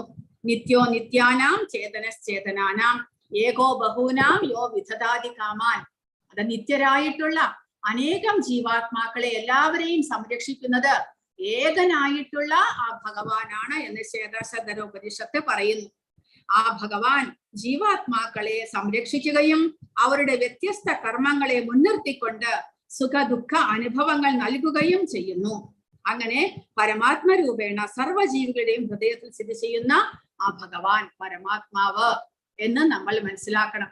അങ്ങനെയുള്ള തെറ്റുപറ്റുന്നവരും പറ്റാത്തവരുമായിട്ടുള്ള ജീവാത്മാക്കളെ എല്ലാം സംരക്ഷിക്കുന്ന ആ ഭഗവാനെ പുരുഷോത്തമൻ എന്ന് വിളിക്കുന്നു. കാരണം യസ്മാക്ഷരമതീതോഹം അക്ഷര അഥവിചോത്തമഃ അദോസ്മി ലോകേ വേദേച പ്രതിതഃ പുരുഷോത്തമഃ.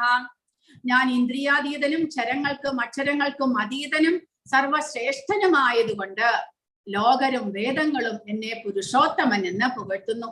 ഭഗവാൻ ഇന്ദ്രിയങ്ങൾക്ക്, ഭൗതികമായ ഇന്ദ്രിയങ്ങൾക്ക് അതീതനാണ്. കൂടാതെ ആ ജീവാത്മാക്കൾക്ക്, ക്ഷരങ്ങളും അക്ഷരങ്ങളുമായിട്ടുള്ള ജീവാത്മാക്കൾക്കും അതീതനാണ്, സർവശ്രേഷ്ഠനാണ്. അങ്ങനെയുള്ളത് കൊണ്ട് എല്ലാവരും ആ ഭഗവാനെ പുരുഷോത്തമൻ എന്ന് വിളിക്കുന്നു. ഭഗവാൻ ഒരിക്കലും തെറ്റുപറ്റുന്നില്ല. അദ്ദേഹം അച്യുതനാണ്. കൂടാതെ എല്ലാവരെയും സംരക്ഷിക്കുന്നതും ഭഗവാനാണ്. അപ്പോൾ 2 വിധത്തിലുള്ള പുരുഷന്മാർ, തെറ്റുപറ്റുന്നവരും അല്ലാത്തവരും. പരമാത്മാവ് ഇവ രണ്ടിന്റെയും അധിപനാണ്. പരമപുരുഷനായ അദ്ദേഹം 3 ലോകങ്ങളിലും അന്തർഗതനാകുന്നു. ഉപരിലോകങ്ങളിൽ, മധ്യലോകങ്ങളിൽ, താഴെയുള്ള ലോകങ്ങളിൽ, എല്ലാ ലോകങ്ങളിലും അദ്ദേഹം അന്തർഗതനായിട്ട് അവയെ പുലർത്തിപ്പോരുന്നു. അങ്ങനെയുള്ള ആ ഭഗവാൻ പരമാത്മാവ് ലോകരും വേദങ്ങളും അതുകൊണ്ട് ആ ഭഗവാനെ പുരുഷോത്തമൻ എന്ന് പുകഴ്ത്തുന്നു. ഇവിടെ കാണാം, ആ പാലാഴിയുടെ തീരത്ത് പോയിട്ട് ബ്രഹ്മാവും ശിവനും മറ്റുള്ള ദേവന്മാരെല്ലാവരും ആ ഭഗവാനെ സ്തുതിച്ച് അദ്ദേഹത്തിന്റെ സംരക്ഷണം ആവശ്യപ്പെടുകയാണ്. ഇവിടെ ബ്രഹ്മാവ് മറ്റു ദേവന്മാരോടൊപ്പം പാലാഴിയുടെ കരയിൽ തപസ്സിരുന്ന് ഭഗവാനെ ആരാധിക്കുന്നു, പ്രത്യക്ഷപ്പെടുത്താൻ ശ്രമിക്കുന്നു. കൂടാതെ ഇവിടെ പാർവതി ദേവിക്ക് ഭഗവാൻ ശിവൻ ആ ഭഗവാൻ വിഷ്ണുവിന്റെ ഉപദേശങ്ങൾ കൊടുക്കുന്നു, ഭഗവാനെ കുറിച്ചുള്ള അറിവ് പകർന്നു കൊടുക്കുകയാണ്. അങ്ങനെ ആ എല്ലാ ദേവന്മാരും പുകഴ്ത്തുന്നത് ആ ഭഗവാനെയാണ് എന്ന് പറയുന്നു. യോ മാം ഏവമസമ്മൂഢോ ജാനാതി പുരുഷോത്തമം സ സർവവിദ് ഭജതി മാം സർവഭാവേന ഭാരത. എന്നെ പരമദിവ്യോത്തമ പുരുഷനായ ഭഗവാൻ എന്ന് നിസ്സംശയം അറിയുന്നവർ എല്ലാം അറിയുന്നവരാണ്. അതുകൊണ്ട് അവർ എന്റെ ഭക്തിയുത സേവനത്തിൽ പൂർണ്ണമായും മുഴുകിയിരിക്കുന്നു. അപ്പോൾ അങ്ങനെ ഭഗവാനെ കുറിച്ച് അങ്ങനെ അദ്ദേഹം പുരുഷോത്തമനാണ് എന്ന് മനസ്സിലാക്കുന്നവർ എല്ലാം തികഞ്ഞവരാണ് എന്ന് ഭഗവാൻ പറയുന്നവർ എല്ലാത്തിനെ കുറിച്ചുമുള്ള അറിവജ്ഞാനമുള്ളവരാണ്. അവർ ശരിയായിട്ട് എല്ലാത്തിനെയും മനസ്സിലാക്കിയിരിക്കുന്നു. അതുകൊണ്ട് അവർ ഭഗവാനെ പുരുഷോത്തമനായിട്ട് ഭക്തിയുത സേവനത്തിലൂടെ ആരാധിക്കുന്നു എന്നാണ് ഭഗവാൻ ഇവിടെ പറയുന്നത്. ഇവിടെ യോ യസാ സർവവിദ് ഭജതി മാ, ഭഗവാനെ സേവിക്കുന്നു. ഭജതി എന്ന വാക്ക് വീണ്ടും കൊടുത്തിരിക്കുന്നു. അതിന്റെ അർത്ഥം ഭഗവാനെ സേവിക്കുന്നു എന്നർത്ഥം. ഭജതി എന്ന വാക്ക് ഭഗവത് സേവനത്തോടനുബന്ധിച്ചാണ് പറയുന്നത്. ഭഗവാനെ ആരാധിക്കുക എന്ന് പറയുമ്പോൾ ഭഗവാനെ എല്ലാ തരത്തിലും സേവിക്കുക എന്നാണ് അർത്ഥമായിട്ട് പറയുന്നത്. അങ്ങനെ കൃഷ്ണൻ വിഷയങ്ങളെ അത്യന്തം വിശകലനം ചെയ്താണ് പ്രതിപാദിക്കുന്നത്. ഇതിൽ നിന്ന് ഒരാൾ കേട്ട് മനസ്സിലാക്കണം എന്ന് പറയുന്നു. ജീവസത്തകളെല്ലാം തന്നെ എപ്പോഴും പരമപുരുഷനായ ഭഗവാന് അധീനരാണ് എന്ന സത്യം ഭഗവത്ഗീതയിലൂടെ വിനയ പുരസരം കേട്ടറിയുക. അങ്ങനെ മാത്രമേ നമുക്ക് ശരിയായിട്ടുള്ള ജ്ഞാനം കരസ്ഥമാക്കാനായിട്ട് സാധിക്കുകയുള്ളൂ. ഭഗവത് സേവനത്തിൽ ഏർപ്പെടുന്നത് കൊണ്ട് ഒരാൾക്ക് ലക്ഷ്യസ്ഥാനത്തെ പ്രാപിക്കാൻ കഴിയും. അപ്പോൾ ഭഗവാനെ നമ്മൾ ആരാധിക്കണം. എന്നുണ്ടെങ്കിൽ ഭഗവത് സേവനത്തിലൂടെ മാത്രമേ അത് സാധ്യമാകുകയുള്ളൂ. ഭഗവാനെ സേവിക്കണം. നമ്മുടെ എല്ലാ ഇന്ദ്രിയങ്ങളും കൊണ്ട് ഭഗവാനെ എല്ലാ വിധത്തിലും സേവിക്കുക. അതാണ് ഭഗവാൻ ആഗ്രഹിക്കുന്നത്. ഇതി ഗുഹ്യതമം ശാസ്ത്രം ഇദമുക്തം മയാ നഖ ഏതദ് ബുദ്ധ്വാ ബുദ്ധിമാൻ സ്യാത് കൃതകൃത്യശ്ച ഭാരത. ഞാൻ ഇപ്പോൾ ഉപദേശിച്ച ഈ ജ്ഞാനം വേദഗ്രന്ഥങ്ങളിലെ അതിരഹസ്യമായ ഭാഗമാണ്.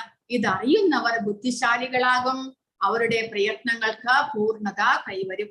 അപ്പോൾ ഈ അധ്യായത്തിലൂടെ ഭഗവാൻ പറഞ്ഞു തന്ന ജ്ഞാനം എന്നുള്ളത് ഭൗതിക പ്രപഞ്ചത്തെ കുറിച്ച്, ആ ഭൗതിക പ്രപഞ്ചത്തിന്റെ ബന്ധത്തിൽ നിന്ന് എങ്ങനെ മുക്തനാകാം എന്നതിനെ കുറിച്ച്, നമ്മൾ ജീവാത്മാക്കളെ കുറിച്ച്, ജീവാത്മാക്കൾ എങ്ങനെ ഒരു ശരീരം ഉപേക്ഷിച്ച് മറ്റൊന്നിനെ പ്രാപിക്കുന്നു, രണ്ട് വിധത്തിലുള്ള പുരുഷന്മാർ, അവർക്കെല്ലാം അതീതനായിട്ട് അവരെ സംരക്ഷിക്കുന്ന പരമാത്മാവിനെ കുറിച്ച്, ഇതെല്ലാമുള്ള അറിവ് രഹസ്യമായിട്ടുള്ളതാണ് എന്ന് പറയുന്നു ഭഗവാൻ. കാരണം അത് നമുക്ക് പബ്ലിക്കായിട്ട് എവിടെ നിന്നും കിട്ടുകയില്ല.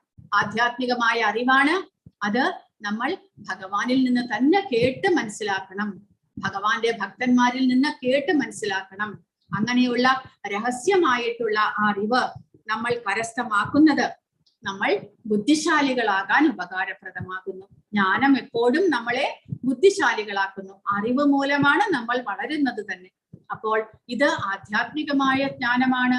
ഇത് കരസ്ഥമാക്കുന്നത് നമ്മളെ കൂടുതൽ ഭൗതികതയെ കുറിച്ചുള്ള അറിവിലേക്ക്, ഒരു മനുഷ്യ ശരീരം കൊണ്ട് നമ്മൾ എന്താണ് ഉദ്ദേശിക്കുന്നത് എന്നതിനെ കുറിച്ച്, നമ്മുടെ ലക്ഷ്യപ്രാപ്തി എന്തായിരിക്കണം എന്നതിനെ കുറിച്ചുള്ള ഒരു അറിവ് നമുക്ക് ലഭിക്കുന്നു. അങ്ങനെ നമ്മൾ ബുദ്ധിശാലികരാകാൻ സാധിക്കും എന്ന് ഭഗവാൻ പറയുന്നു.